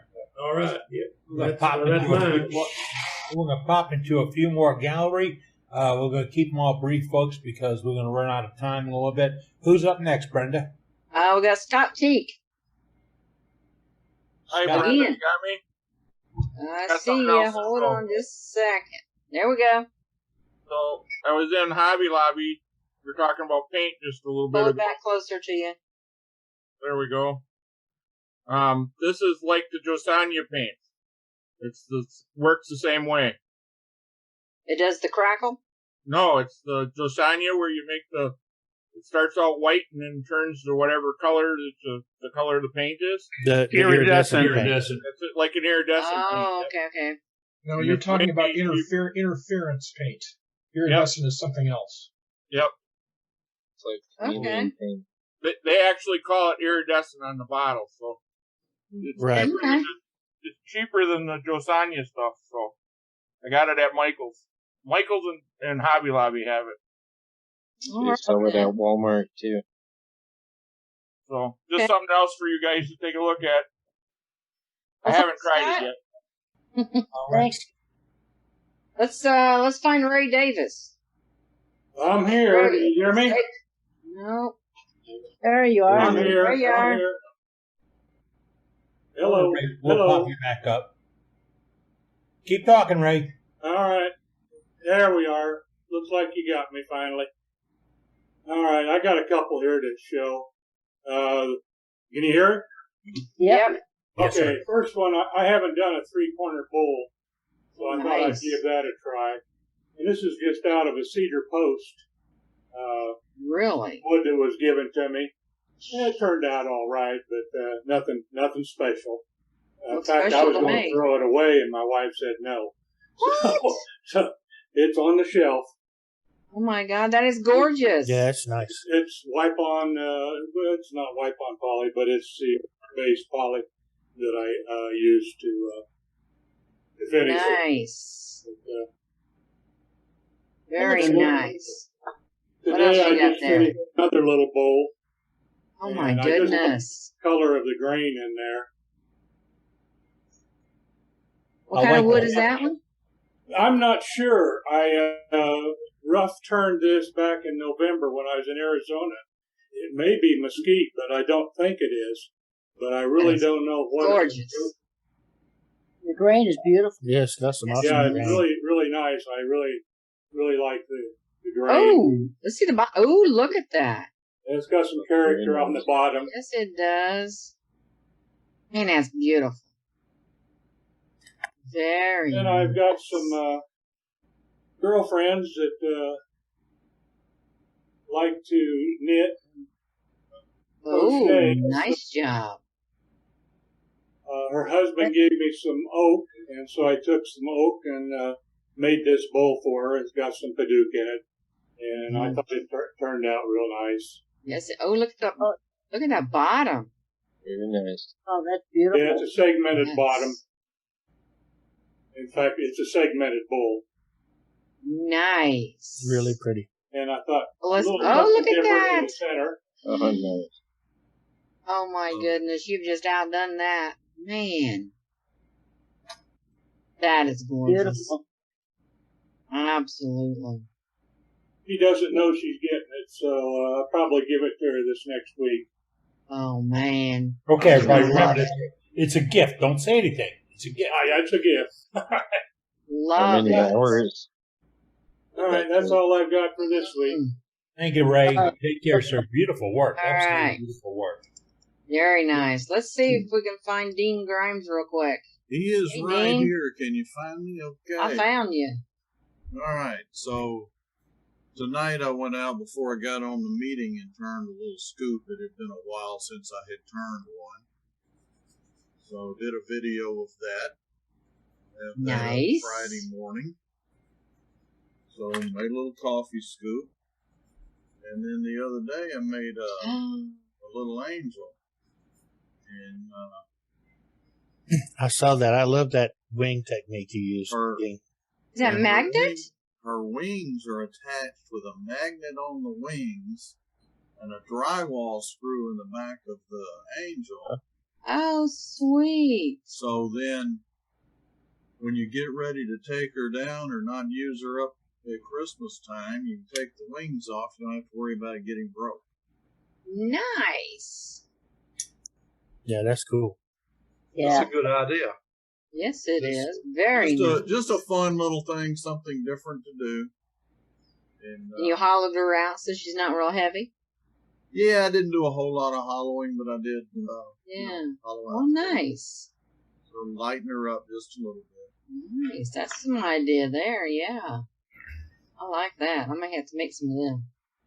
And we haven't decided yet exactly how we're going to finish these, so it's still raw wood right now. But the art department, i.e. my wife, is still trying to figure out exactly what she wants to do on these. She may whitewash them, and we may do some just plain wood, just put a clear finish of sorts on there, and some whitewash. So we haven't really decided yet what we're going to do on them this year. Try to do something different. You should show your art department that enchanted deco art, enchanted paint. Yeah, exactly. Or the Crackle paint look. Yeah, she's done quite a bit of that at different times on some different things. And don't ask me what technique she uses. Yeah. It looks Be very careful about giving direction to your art department. Understand? Be very careful. It's kind of like when you're dealing with management there, Captain. Oh, yeah. You just take it easy, you know. Yeah, I mean, the doctor said I can go, and then she came back and told me the conditions. Doctor didn't tell me the conditions. She did. And I gotta really, never mind. I gotta leave this alone. She might be able to hear me. Hey, Dean. Yes, sir. Your wife has done a lot of like horizons, right? Right. Right. An idea just occurred to me for the angel. Some kind of a horizon type print across the bottom of the angel's dress. Yeah. That would be beautiful. Kind of like a trim type looking thing, you know? Yeah, it would. Yeah. Tell her paint me one of them. All right. Yeah, the thing is, I did the video. A friend of ours saw the video and ordered a dozen of them. Oh, my. So not only now do I have to do enough for the show, and there's a store that keeps my stuff in it. They want some. I may be turning angels from now to Christmas. It sounds like you ought to get busy. Yes. Oh, there's more of them in there. I've already been busy. I've heard the saying, the angels are with you. They really are, Dean. Yeah. Thank you, sir. Right. Very nice. Hey, Dean. What is the wing made from? How do you make the wing? The wing is just a piece of maple, and I just put it on my bandsaw, cut it down to 1/8 of an inch thick, ran it through the sander, and then cut it out on a scroll saw. Huh. Nice. Okay. Brenda, Any got other one of questions? quick ones? We got one more person on the list. All right, let's get it. How about Gary in Oklahoma? Oh, boy. Had an oak log that was about 12 inches long, about 10 inches in diameter. So I cut this out for a twice turn, and the other half had some good sized splits, so I made a blank for a bowl with lid. My question is, on this one, when it dries, it's going to change its shape all over the place. When we're working with this, and I do a lid and a base, will it change much in terms of shape after it has been turned? Is it because the grain is different, so we're not going to really get that distortion? How dry is it? It's fairly dry. I could not feel any moisture at all coming off when I was doing this or when I was turning this round. So it's pretty dry, but not real dry. Now, I have actually nuked this 3 times or 4 times since last night, and I'm getting almost no difference in weight per time I run it through the microwave. So it's getting pretty dry, but I don't think it's complete. Well, if you're not losing any weight, it should be dry enough that they will move pretty much equally.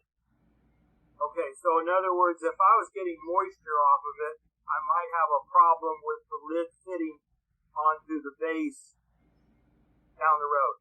Yes. But since we're pretty dry already, and when I was turning this blank round, it was getting pretty warm, the shavings coming off of it.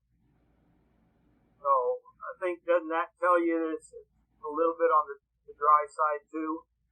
That could just be the friction from the tool. Yes, I understand that too. But anyway, I'm going to try it, but I was wondering what to expect. Well, one of the things you could do is get it close to done. Leave the lid a little big. Leave it sit in your shop overnight to see if it moves, and then do some final turning on it the next day or whatever. Let it go 24 hours or whatever to see if it'll move, and then do some cleanup on it, if you know what I mean. Yeah, I watched the video from the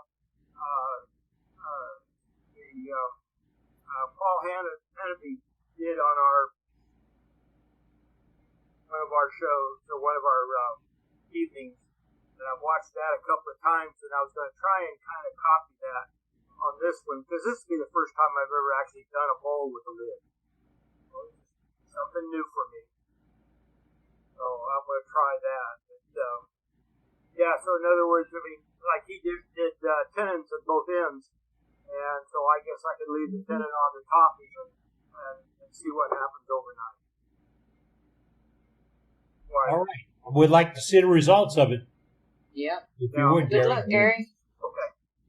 All right. Will do. Thank you. And that, folks, members, is about to wrap us up. We normally pull the plug at about 9 o'clock p.m. Central Time each week. We're here for 3 hours. It runs like 3.5 hours, and sometimes it runs almost 4. But, hey, we're here talking wood turning, and you're invited to be with us. As I mentioned earlier, please invite your friends. Your wood turning friends, your wood turning club, all of them. Everybody's invited, and it's all free. Until next week at 6 o'clock Central Time, or a little bit before. I'm Captain Eddie Castlin for WorldwideWoodTurners.org. Y'all have a great week, and please be safe. Good night, everybody. Good night, everybody. Good night. Save the chat.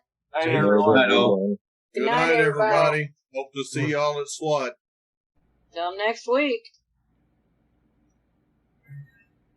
Yeah, I think it's going to wrap. We're going to drop out real quick tonight, which is good. And please be safe. Brenda Safety Sue did a great job on the presentation. She really did. That was awesome. And that's what we're looking for. Remember